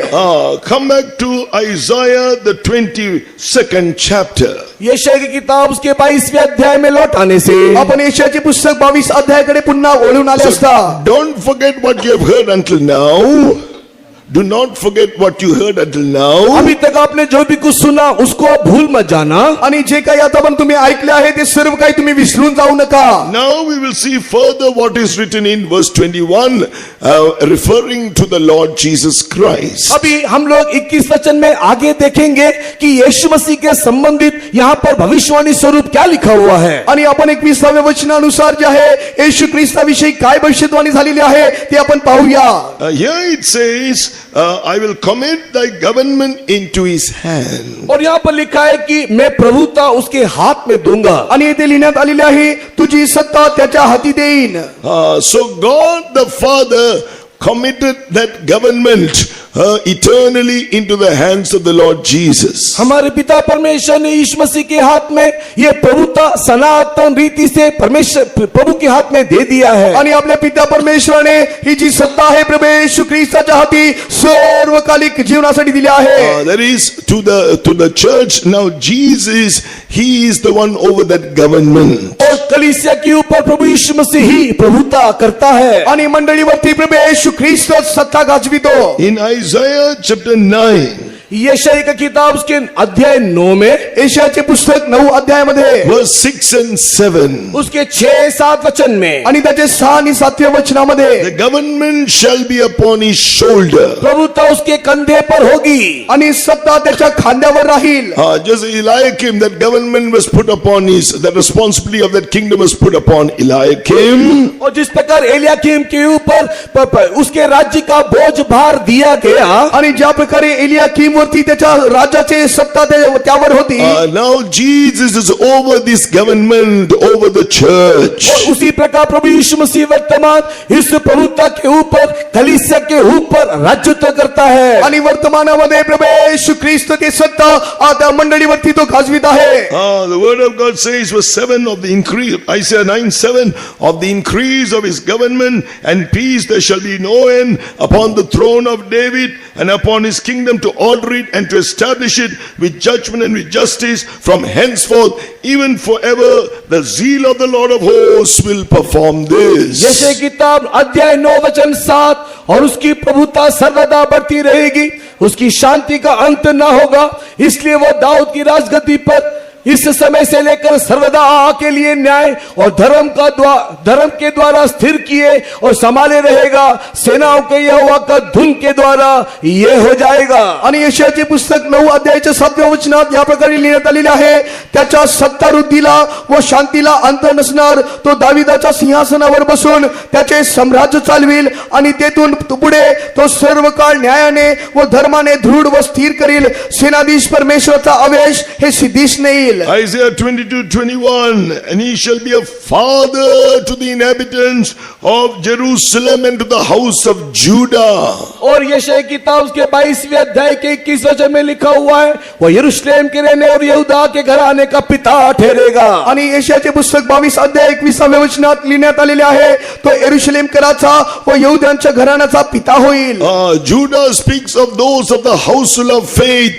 Jerusalem speaks of all the believers believers, और यहूदा बोलने spirit baptized believers. यहूदा बोलने का मतलब वो जो परमेश्वर के विशाल भवन में रहते हैं, और यरूशलेम बोलने का मतलब सारे विश्वासियों को दिखाता है। आणि यहुदा म्हणजे विश्वासास दर्शविते आणि यरूशलेम म्हणजे बाप्तिस्मा घेतलेल्या सर्व विश्वासणाऱ्यांना दर्शविते. Here it says in verse 21 that he will, verse 22, the key of the house of David will I lay upon his shoulder. 22 वचन में लिखा है कि मैं दाऊद के घराने की कुंजी उसके कंधे पर रखूंगा. आणि 22व्या वचनात लिहिण्यात आलेले आहे, दाविदाच्या घराण्याची किल्ली त्याच्या खांद्यावर ठेवीन. What is this? और ये कुंजी क्या है? आता हे किल्ली काय आहे? Revelation, the 3rd chapter. प्रकाशित वाक्य अध्याय 3.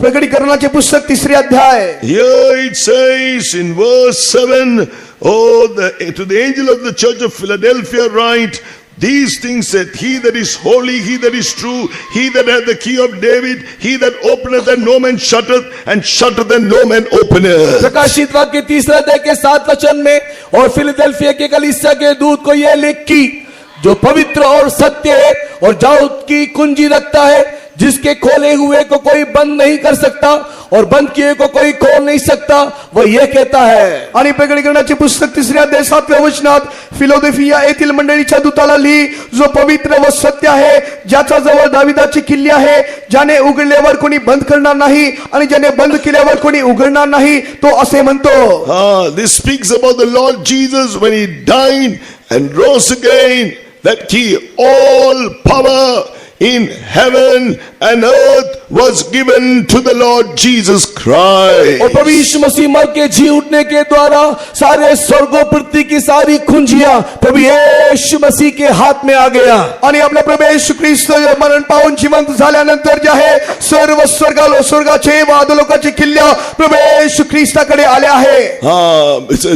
As I shared earlier, the robe speaks of honor, girdle speaks of power and the truth.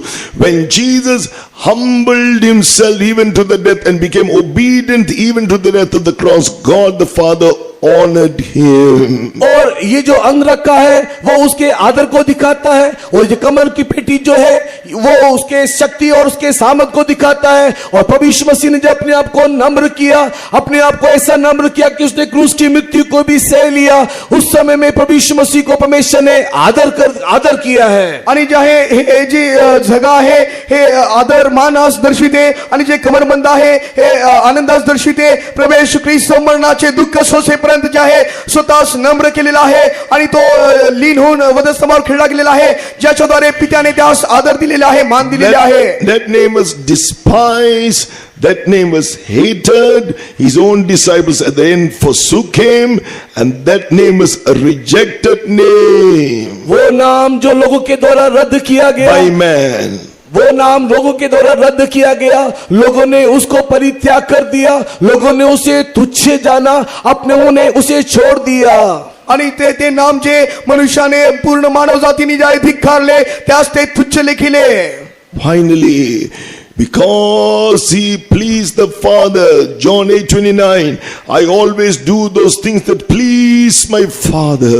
किंतु अंत में जिस प्रकार यूहन्ना की किताब 8:29 में लिखा हुआ है, मैंने सर्वदा वही काम किया जिससे मेरा पिता प्रसन्न होता है. और इस रीति से प्रभु यीशु मसीह ने पिता को अंत में प्रसन्न करते हुए, आणि जे आहे योहान सुवर्तमान 8:29 29व्या वचनात जे आहे, सदैव पिता म्हणत आहे, मी तेच केले जे पित्यास सर्वदा आवडते, आणि जे आहे या गोष्टी करून प्रभू येशू ख्रिस्त पित्यास जे आहे प्रसन्नाचे जीवन जगलेला आहे. According to Philippians chapter 2 from verse 7 to 9, 7 to 11, he humbled himself, became obedient to the death of the cross. और फिलिप की किताब 2 अध्याय 7 से लेकर के 11 वचन तक उसने अपने आप को शून्य कर दिया, दास का रूप धारण किया.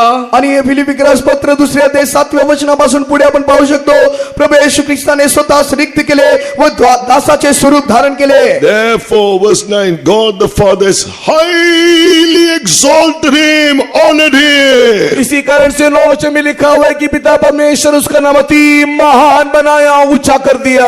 आणि 9व्या वचनात पाहतो, यामुळे देवाने त्याला तुच्छ केले आणि सर्व नावापेक्षा श्रेष्ठ असे नाव At the दिले. name of Jesus, every knee should bow of things in heaven, the angels, things on earth, all on the earth, things under the earth, all the demons then will confess Jesus Christ is Lord to the glory of God the Father. अभी ये नाम जो सारे नामों से श्रेष्ठ है कि जो स्वर्ग में है और जो पृथ्वी पर है और जो पृथ्वी के नीचे का नरक है, वो सारे नाम ईश्वर के नाम के सामने घुटना टेकेंगे. आणि पृथ्वी आणि स्वर्गात आणि नरकात सर्व जे आहे या प्रभू येशू ख्रिस्ताच्या नावाखाली गुडघे टेकतात आणि देवपित्याचे गौरव करतात आणि म्हणतात प्रभू येशू ख्रिस्त तो प्रभू आहे. Yes, when Jesus arose from the dead, जब अभी यीशु मसीह मरे हुए से जी उठा, जेव्हा प्रभू येशू ख्रिस्त मरणा मृत्यूतून जिवंत झाला, oh, forever and ever, he is having all power in heaven and earth. All the demons also, it's far above all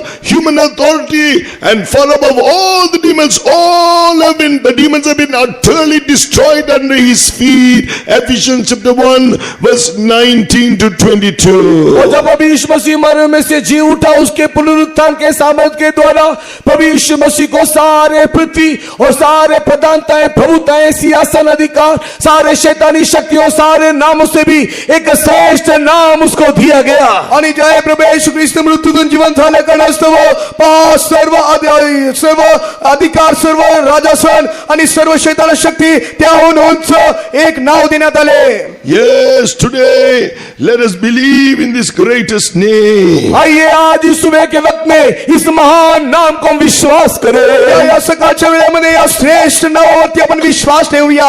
As we do the will of God, जब हम परमेश्वर की मर्जी को करेंगे, जेव्हा आपण परमेश्वराची इच्छा पूर्ण करू, he will open all the doors that are shut. No man can shut it if he will open the door. अगर वो हमारे साथ होगा, हमारे लिए वो ऐसा द्वार खोलेगा कि कोई भी व्यक्ति उस द्वार को दोबारा बंद नहीं कर सकेगा. परमेश्वर आपल्या पक्षाने होईल आणि जे आहे जेव्हा परमेश्वर आपल्याकरिता द्वार उघडेल त्यावेळेस कोणी बंद करू शकणार नाही. The same time he has all power in heaven and earth. When it is not his will, he will shut the door. No man can open it. वही उसी समय में हमारा परमेश्वर, जो परमेश्वर की मर्जी के अनुसार जिसके हाथ में स्वर्ग और पृथ्वी की कुंजी दिया गया है, जो उसकी मर्जी नहीं करेंगे उसके लिए वो अगर द्वार बंद करेगा तो कोई उसे खोल नहीं सकेगा. आणि त्याच वेळेमध्ये जे कोणी परमेश्वराची इच्छा पूर्ण करत नाही, ज्याच्या हातामध्ये स्वर्ग आणि पृथ्वीचे किल्ले आहे, जेव्हा परमेश्वर बंद करेल त्यावेळेस ते कोणी उघडू शकणार नाही. Now we see one thing more. I will fasten him as a nail in a sure place. और उसके विषय में और एक बात हम लोग देखने पाते हैं कि मैं उसको दृढ़ स्थान में खूंटी की नाई गाडूंगा. आणि त्याविषयी आणखी एक गोष्ट पाहू शकतो, मजबूत ठिकाणाच्या खुंटीसारखे मी त्याला स्थिर करेन. The nail is the Lord Jesus Christ. और ये खूंटिया प्रभु यीशु मसीह को दिखाता है. आणि जी खुंटी आहे आपला प्रभू येशू ख्रिस्त यास दर्शविते. And he's fastened as a nail in a sure place. और वो एक दृढ़ स्थान पे, एक निश्चित स्थान में उसको गाड़ा जाएगा. आणि एका मजबूत आणि स्थिर स्थानामध्ये त्या खुंटीला जे आहे ठोकले जाईल. Now talking about the kingdom of God, that sure place is Zion and New Jerusalem. परमेश्वर के राज्य के संबंध में वो स्थान स्वरूप देखने से वो स्थान नया यरूशलेम और सिय्योन है. आणि स्वर्गीय स्थानाविषयी ते पाहिले असता ते स्थान सिय्योन यरूशलेम आहे. That is what in other words it says in Isaiah 28 verse 16. यशाया की किताब 28वें अध्याय के 16 वचन में इस प्रकार लिखा है. यशायाचे पुस्तक 28 अध्याय 16 वचनामध्ये या प्रकारे लिहिण्यात आलेले आहे. He is that nail, the precious cornerstone laid in Zion. वो खूंटी है जो देखो बहुमूल्य पत्थर होकर के सिय्योन में रखा गया. आणि पहा ती जी खुंटी आहे ती मौल्यवान खोदशिला आहे, ते सिय्योनात ठेवण्यात आलेले आहे. He said in John chapter 14 verse 2 and 3, when he has prepared that place, he will come again and receive us to that place. यूहन्ना की सुसमाचार के 14 अध्याय के 3 वचन में इसी यीशु मसीह ने इस प्रकार कहा कि जो ये नींव का पत्थर उसने वापस जाकर के रखा है, वो स्थान को प्रस्तुत करने के बाद जहां पर वो रहता है वहां पर ले जाने के लिए वो दोबारा आएगा. यास्तव प्रभू येशू ख्रिस्त यूहन्ना सुवर्तमान 14 अध्याय 3 वचनात म्हणत आहे, जे खोदशिला परमेश्वर बचवित आहे, जी जागा परमेश्वर तयार करत आहे, ती जागा तयार केल्यानंतर तो पुन्हा येईल.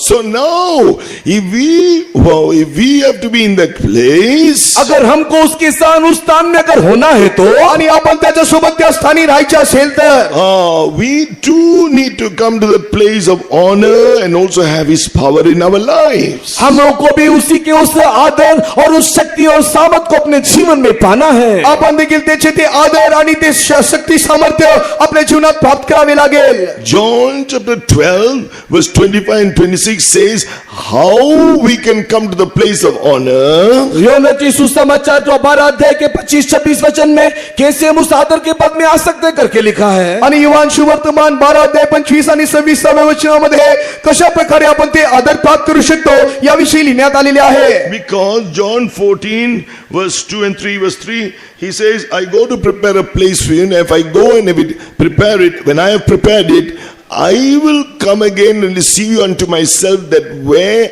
I am you may be also. यूहन्ना की सुसमाचार 14 अध्याय उसके 2 और 3 वचन में प्रभु यीशु मसीह इस प्रकार कहता है, मेरे पिता के घर में बहुत से रहने के स्थान है, यदि ना होते तो मैं तुम्हें कह देता हूं, मैं तुम्हारे लिए एक जगह तैयार करने को जाता हूं. यदि मैं जाकर के तुम्हारे लिए एक जगह तैयार करूं तो फिर आकर के तुम्हें अपने यहाँ ले जाऊंगा, कि जहां मैं रहूं वहां तुम भी रहो. युवान सुवर्तमान 14 अध्यायाचे 2-3 वचनात या प्रकारे लिहिण्यात आलेले आहे, माझ्या पित्याच्या घरात राहण्याच्या पुष्कळ जागा आहेत, नसत्या तर मी तुम्हाला तसे सांगितले असते.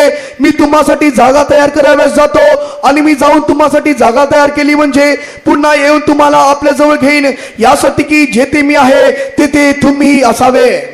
So we have to be those, according to John chapter 12 verse 24 to 26, be like a corn of wheat ready to fall into the ground and die. अगर हमको उसके साथ उसी स्थान में रहना है तो यूहन्ना की सुसमाचार के 12 अध्याय 24 से लेकर के 26 वचन में जिस प्रकार लिखा हुआ है, हम उस गेहूं के दाने के समान होना चाहिए जो मरने के लिए तैयार हो. आणि आपण ज्या युवान सुवर्तमान 12 अध्यायाचे 25व्या वचनापासून वाचतो, आपण जे आहे त्याच्या आपले प्राण मुकण्याकरिता आपण स्वतःचा द्वेष केला पाहिजे, जीवाचा द्वेष केला पाहिजे. Have a mind to go through that suffering in the flesh, to give up all our physical comforts. हमारे शरीर के सारे सुख सुविधा को परित्याग करके प्रभु यीशु मसीह के खातिर, प्रभु यीशु मसीह के साथ दुख उठाने वाली एक मनसा हम धारण करना चाहिए. आणि आपले सर्व सुख विलास, सर्व जे काही आधुनिक गोष्टी आहे याचा त्याग करून जे आहे आपण ख्रिस्ताबरोबर दुःख सोसण्याकरिता आपण प्रयत्न केले पाहिजे. Be willing also to be willing to go through any reproach for the sake of Christ, for the name of Jesus, for the truth's sake. प्रभु यीशु मसीह के नाम के खातिर, सत्य के खातिर, प्रभु यीशु मसीह के खातिर नहीं, नाना प्रकार के निंदा और अपमान में जाने के लिए भी हम लोग प्रस्तुत रहना चाहिए. आणि जय प्रभू येशू ख्रिस्ताच्या नावाकरिता, देवाच्या नावाकरिता आपण सर्व निंदा अपमानामधून जाण्याकरिता सिद्ध असावे. That is mentioned in Matthew chapter 16 verse 24 to 26. मत्ती की सुसमाचार 16 अध्याय 16 verse 24 to 26. 16 अध्याय 24 से लेकर के 26 वचन में जैसा लिखा है, आणि मत्ती सुवर्तमान 16 अध्याय 24 वचनापासून ते 26 वचनापर्यंत या प्रकारे लिहिण्यात आलेले आहे. Be willing for the sake of Jesus' name to go to the shame, but what is going to come after this?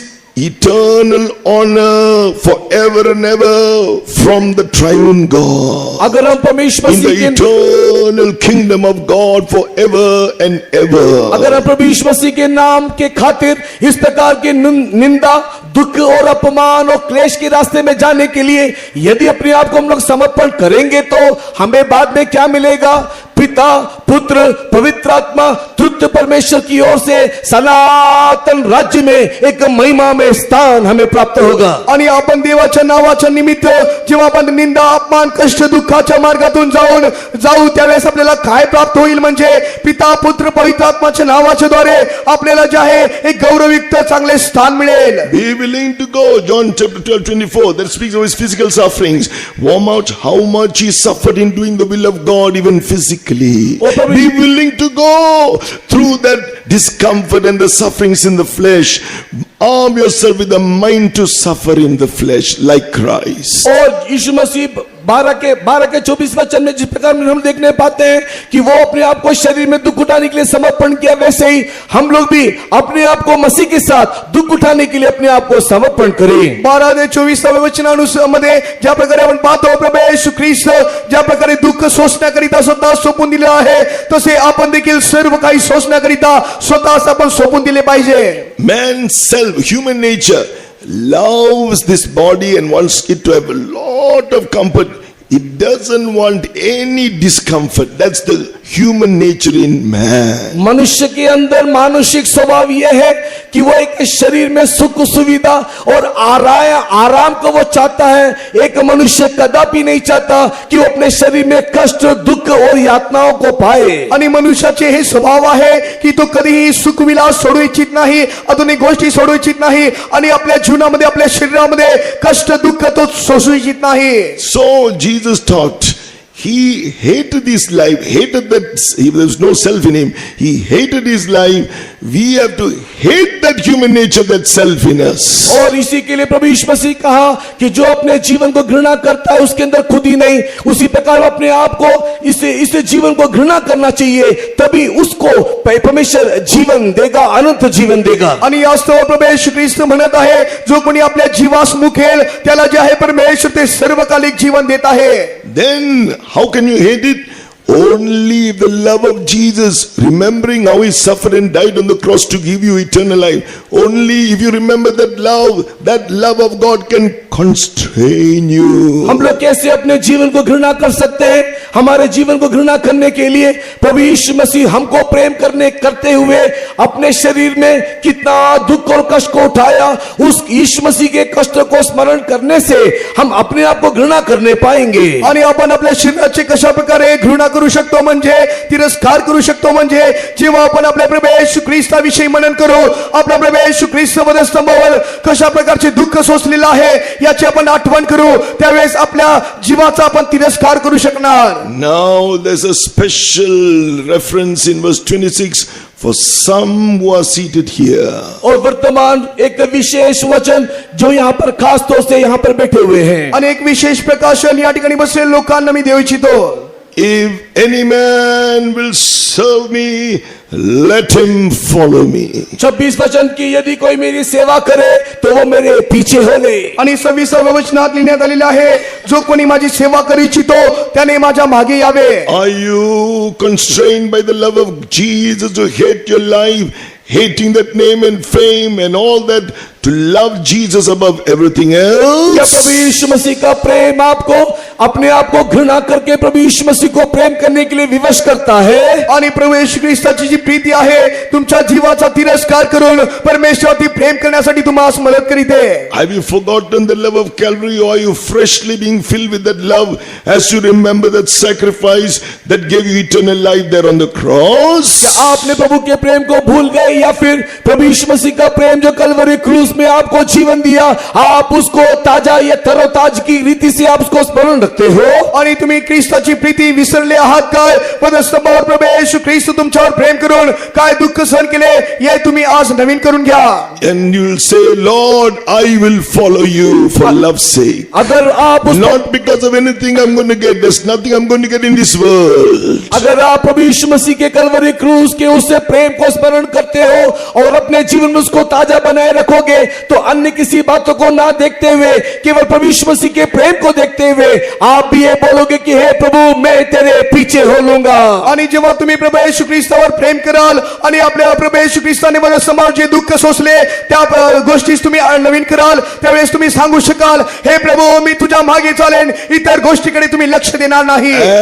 As you looked at the Father, endured the cross, despised the shame, and finally gave your life to die, suffer and die on the cross. और लज्जा की कोई भी परवाह किए बगैर जिस प्रकार प्रभु यीशु मसीह ने अपने आप को उस कलवरी क्रूस के लिए समर्पण कर दिया।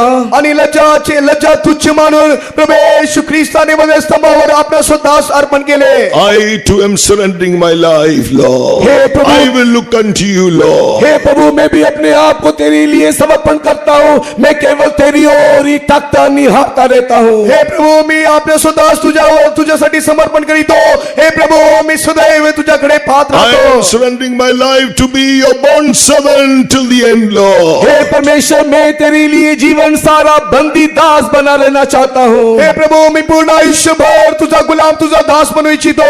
You won't have any honor in this world, but the Father will honor you इस eternally. संसार में आपके लिए बहुत सारे आदर हो या ना हो, लेकिन स्वर्गीय पिता नित्यते में आपको बहुत का आदर देगा. आणि या जगामध्ये तुमचे मान आदर असेल, परंतु पहा स्वर्गीय पिता तुम्हा सर्वकालिकतेमध्ये आदर देईल. Isaiah 21. यशाया किताब 21वां अध्याय. एशियाचे पुस्तक 21 अध्याय. In verse 21 we read, He shall be a father to the inhabitants of Jerusalem and to the house of Judah.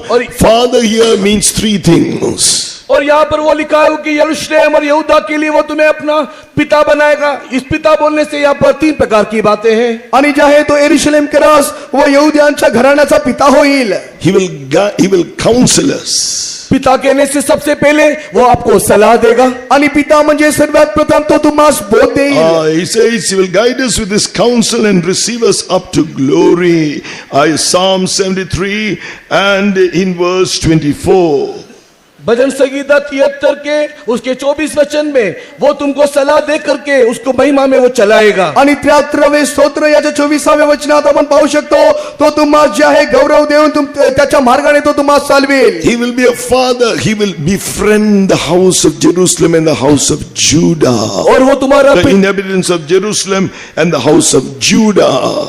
वो केवल तुम्हारे लिए पिता ही नहीं, वो तुम्हारे लिए एक मित्र होकर के यहूदा और यरूशलेम के रहने वालों के लिए वो ठहरेगा. आणि तो तुमचा फक्त पिता राहणार नाही, तो तुमचा मित्र राहील. आणि यरूशलेम यहूदियांसाठी देखील तो मित्र राहील. John 15 verse 15, He revealed all the mysteries to His dear apostles. योना रचित सुसमाचार 15 के 15 वचन में पढ़ने के समय में वो अपने प्रिय प्रेरितों को अपनी सारी भेद की बातें प्रकट करता है. आणि योहान शुभवर्तमान 15 अध्यायाच्या 15व्या वचनामध्ये त्याच्या प्रेषित त्याच्या मित्रांना सर्व रहस्य तो प्रकट करून देत All आहे. the hidden truths so that we can grow in Christ and become perfect like Christ and be in the eternal kingdom of God. He will reveal it to us. वो सारे परमेश्वर के वचन की भेद की बातें में प्रकट करके देगा, ताकि उस भेद की बातों को जानते हुए हम लोग मसीह की उसी पहचान की डील डोलता में और उसके अनुग्रह में हम लोग बढ़ते चले जाएं. आणि परमेश्वर त्याच्या वचनाचे रस या कारणास्तव प्रकट करून देत आहे की आपण त्याच्या सिद्धतेमध्ये, त्याच्या परिपूर्णतेमध्ये आपण यावे. That's why He gave the commission to His apostles after saying, all power is given to me in heaven and earth. Matthew 28 verse 18. इसी के लिए मत्ती रचित सुसमाचार 28 के 18 में प्रभु यीशु मसीह कहता है कि देखो स्वर्ग और पृथ्वी के सारा अधिकार मेरे को दिया गया है. आणि मत्ती शुभवर्तमान 28 अध्यायाच्या 18व्या वचनात लिहिण्यात आलेले आहे, पहा स्वर्ग व पृथ्वीचे सर्व अधिकार मला देण्यात आलेले आहे. Go make disciples of all nations, baptize them in the name of the Father, Son and the Holy Spirit, and teach them to observe all things whatsoever I have commanded you. Lo, I am with you always, even unto the end of the world. Amen. Matthew 28 verse 19 and 20. मत्ती रचित सुसमाचार 28 अध्याय के 19 और 20 वचन, इसलिए तुम जाकर सब जाति के लोगों को चेला बनाओ, उन्हें पिता पुत्र पवित्र आत्मा के नाम से बपतिस्मा दो और उन्हें सब बातें जो मैंने तुम्हें आज्ञा दी है मानना सिखाओ, और देखो मैं जगत के अंत तक सदैव तुम्हारे संग रहूंगा. मत्ती शुभवर्तमान 28 अध्याय 19-20 वचनात लिहिण्यात आलेले आहे, तेव्हा तुम्ही जाऊन सर्व राष्ट्रातील लोकांस शिष्य करा, त्यास पित्या व पुत्राच्या व पवित्र आत्म्याच्या नावाने बपतिस्मा द्या, जे काही मी तुम्हास आज्ञा दिली ते सर्व पाळावे शिकवा, आणि पहा युगाच्या समाप्तीपर्यंत मी सर्व दिवस तुमच्या बरोबर आहे. Yes, children of God, be steadfast in this fellowship of the apostles and with the servants of God. परमेश्वर के प्रिय लोगों, परमेश्वर के सेवकों, प्रेरितों के साथ आप स्थिर बने रहो, एक दृढ़ सहभागिता में स्थिर रहो. आणि प्रिय लोकांनो, तुम्ही देवाच्या प्रेषितांसोबत संतगणांसोबत स्थिरतेमध्ये राहा. Finally, He will be a father to the inhabitants of Jerusalem and to the house of Judah. He will defend them. और आखिर में वो उसके लिए वो उसका He will defend them. He will be a father, verse 21. He will be a father to the inhabitants of Jerusalem and house of Judah. Isaiah 22 verse 21. He'll be a father to the inhabitants of Jerusalem, verse 21, to the house of inhabitants of Jerusalem, to the house of Judah. Isaiah 22:21. और यरूशलेम के रहने वाले यहूदा के घराने के लिए वो पिता ठहरेगा. आणि जे आहे यरूशलेम आणि यहुदियांकरिता तो पिता होईल. यशायाचे पुस्तक 22 अध्याय 21 वचन. Isaiah 22, chapter 22, verse 21. यशाया किताब 22 अध्याय के 21 वचन में. यशायाचे पुस्तक 22 अध्याय 23 वचन. Third meaning of being a father to the inhabitants of Jerusalem and the house of Judah. और यहूदा और यरूशलेम के निमित्त वो पिता ठहरने का तीसरा मीनिंग. आणि जे आहे तो यरूशलेम व यहुदियांकरिता जे आहे पिता होईल एवढेच नव्हे तर He will defend them. और वो उसकी सुरक्षा करेगा. आणि तो त्यांची सुरक्षा देखील करेल.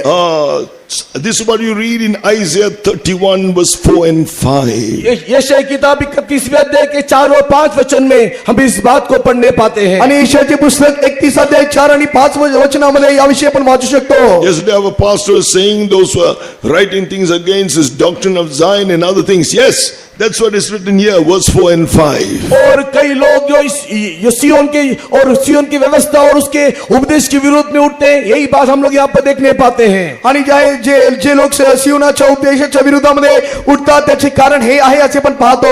Like a lion roaring on his prey. और जिस प्रकार जवान सिंह गरजता है, आणि ज्या प्रकारे एक तरुण सिंह जे आहे गरजतो, He will defend these truths. वो सच्चाई के लिए उसकी रक्षा करेगा. आणि सत्याकरिता तो त्याचे रक्षण And करेल. he'll defend the church of God who are living for these truths. और जो कलीसिया Both the सच्चाई servants के लिए of जीवन God, जीते, both the servants of God Zion and the church of God Jerusalem. और जो सच्चाई के लिए जीवन जीते हैं, वो सियोन यरूशलेम के लिए वो उसकी सुरक्षा बनेगा. आणि जे सत्याकरिता जीवन जगतात ते सियोन यरूशलेमकरिता तो त्यांची सुरक्षा होईल. You must contend for that faith. Jude verse 3. यहूदा की पत्री 3 वचन में जैसा लिखा हुआ है, तुम उस सौंपे गए उस एक विश्वास के लिए पूरा यत्न करना चाहिए. आणि यहूदाचे पुस्तक 3 वचनामध्ये ज्या प्रकारे लिहिण्यात आलेले आहे त्याकरिता तुम्ही पूर्ण प्रयत्न करा.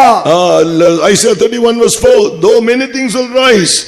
Oh, it says that the lion, the father, the young lion, the Lord Jesus, he is roaring on his prey for the truths and for those who are holding fast to the truths for us. कई लोग हमारे विरोध में उठेंगे, कई प्रकार की बातें हमारे विरोध में आएंगे, तो भी एक सिंह की नाई जो पिता परमेश्वर को दिखाता है, एक जवान सिंह की नाई जो प्रभु यीशु मसीह को दिखाता है, सियोन यरूशलेम के सत्य के लिए खड़े होने वालों के लिए वो एक सुरक्षा होकर के दिखाई देगा. आणि जे लोक या आपल्या विरोधामध्ये उठतात, एक सिंह जे आहे पिताप्रमाणे आणि तरुण सिंह पुत्राप्रमाणे, पुत्र परमेश्वराप्रमाणे जे आहे सत्यासाठी उभा राहणाऱ्या लोकांची तो रक्षण करेल. Verse 4. If you hold on to it steadfast, surrender yourself to God, He, the Lord of hosts, will come down to fight for Mount Zion and for the hill thereof. अगर तुम लोग को जो सौंपा गया उसको पकड़े रहोगे और दृढ़ बने रहोगे, तो सियोन यरूशलेम से परमेश्वर तुम्हारे लिए लड़ने को उतरेगा. आणि जे काही तुम्हास देण्यात आलेले आहे त्याचे तुम्ही स्थिर असे बचाव कराल तर पहा परमेश्वर सियोन यरूशलेमेतून तुमचे रक्षण Verse करेल. 5. As birds flying, so will the Lord of hosts defend Jerusalem. Defending also he will deliver it, and passing over he will preserve it. 5 वचन में लिखा हुआ है, पंख फैलाए हुए चिड़िया की नई सेना का यहोवा यरूशलेम की रक्षा करेगा. 5व्या वचनात लिहिण्यात आलेले आहे, पक्षी जसे पाखर घालितात तसा सेनाधीश परमेश्वर यरूशलेमेचे रक्षण करेल. Finally, Isaiah 22 and verse 23. He shall be for a glorious throne to his father's house. और आखिरी में लिखा है कि वो अपने पिता के घर आने के लिए विभव का कारण बनेगा. आणि शेवटी जे आहे यशायाचे पुस्तक 22 अध्याय 23व्या वचनात लिहिण्यात आलेले आहे, आपल्या पित्याच्या घराण्यास वैभवशाली आसन होईल. Here he overcame all things, is seated with his father on his throne. Revelation 3:21. प्रकाशित वाक्य 3 अध्याय के 21 वचन में वो सारी बातों के ऊपर जय पाकर के पिता के सिंहासन में जा बैठा. आणि प्रकटीकरणाचे पुस्तक 3 अध्याय 3 वचनानुसार सर्व गोष्टींवर जय प्राप्त करून तो पित्याच्या उजवीकडे बसला आहे. If you live this life, you shall also, he will make you an overcomer. अगर आप उसी के प्रकार एक जीवन को जियोगे तो आप भी एक जयवंत होकर के उसके साथ सिंहासन में बैठोगे. आणि त्या प्रकारे तुम्ही जीवन जगाल तर पहा तुम्ही देखील त्यासोबत जय प्राप्त करून त्याच्या राजासनावर Basal. You shall be seated with him on the throne and reign forevermore. आप उसके साथ सिंहासन में होगे और सदा काल उसके साथ राज्यत्व करोगे. आणि तुम्ही त्याच्या राजासनावर बसून सदा सर्व काळ त्यासोबत राज्य कराल. This is the time to experience it. अभी समय आ गया कि इन सारी बातों को हम लोग अनुभव करें. आणि आता वेळ आली आहे या सर्व गोष्टीचे अनुभव आपण घेऊया. You may all stand now. आइए हम सब खड़े हो जाएं. या आपण सर्व उठून उभे राहूया. Now we are going to claim what the Lord has spoken to us. प्रभु ने जो हमसे बातें की अब हम उसको दावी करेंगे. आता जे काही परमेश्वर आपल्या सोबत बोललेलं आहे आता ते आपण कबूल करूया. We are going to pray. हम लोग उसके लिए प्रार्थना करेंगे. यासाठी आपण प्रार्थना करूया. You're going to receive an anointing from God. और परमेश्वर के अभिषेक से आप पाएंगे. आणि आपण देवाचे अभिषेक प्राप्त करूया. Oh, He is the one doing this glorious work. वही है जो हमारे जीवन में महिमा में काम कर रहा है. आणि तोच परमेश्वर आपल्या जीवनामध्ये गौरवयुक्त काम He's करत आहे. clothing you with the garments of salvation, robe of righteousness. वो हमें उद्धार के वस्त्र और धार्मिकता के चादर को पहनाता है. आणि तो आपल्याला धारण देतो आणि नीतिमत्वाचे वस्त्र तो परिधान करीवितो. Giving you that girdle, the truth and that power. वो आपको सत्य और शक्ति के वो कमर कसने को देता है. आणि तो सत्य व शक्तीचे जगात आपल्याला कमरबंद देत आहे. Giving you that honor.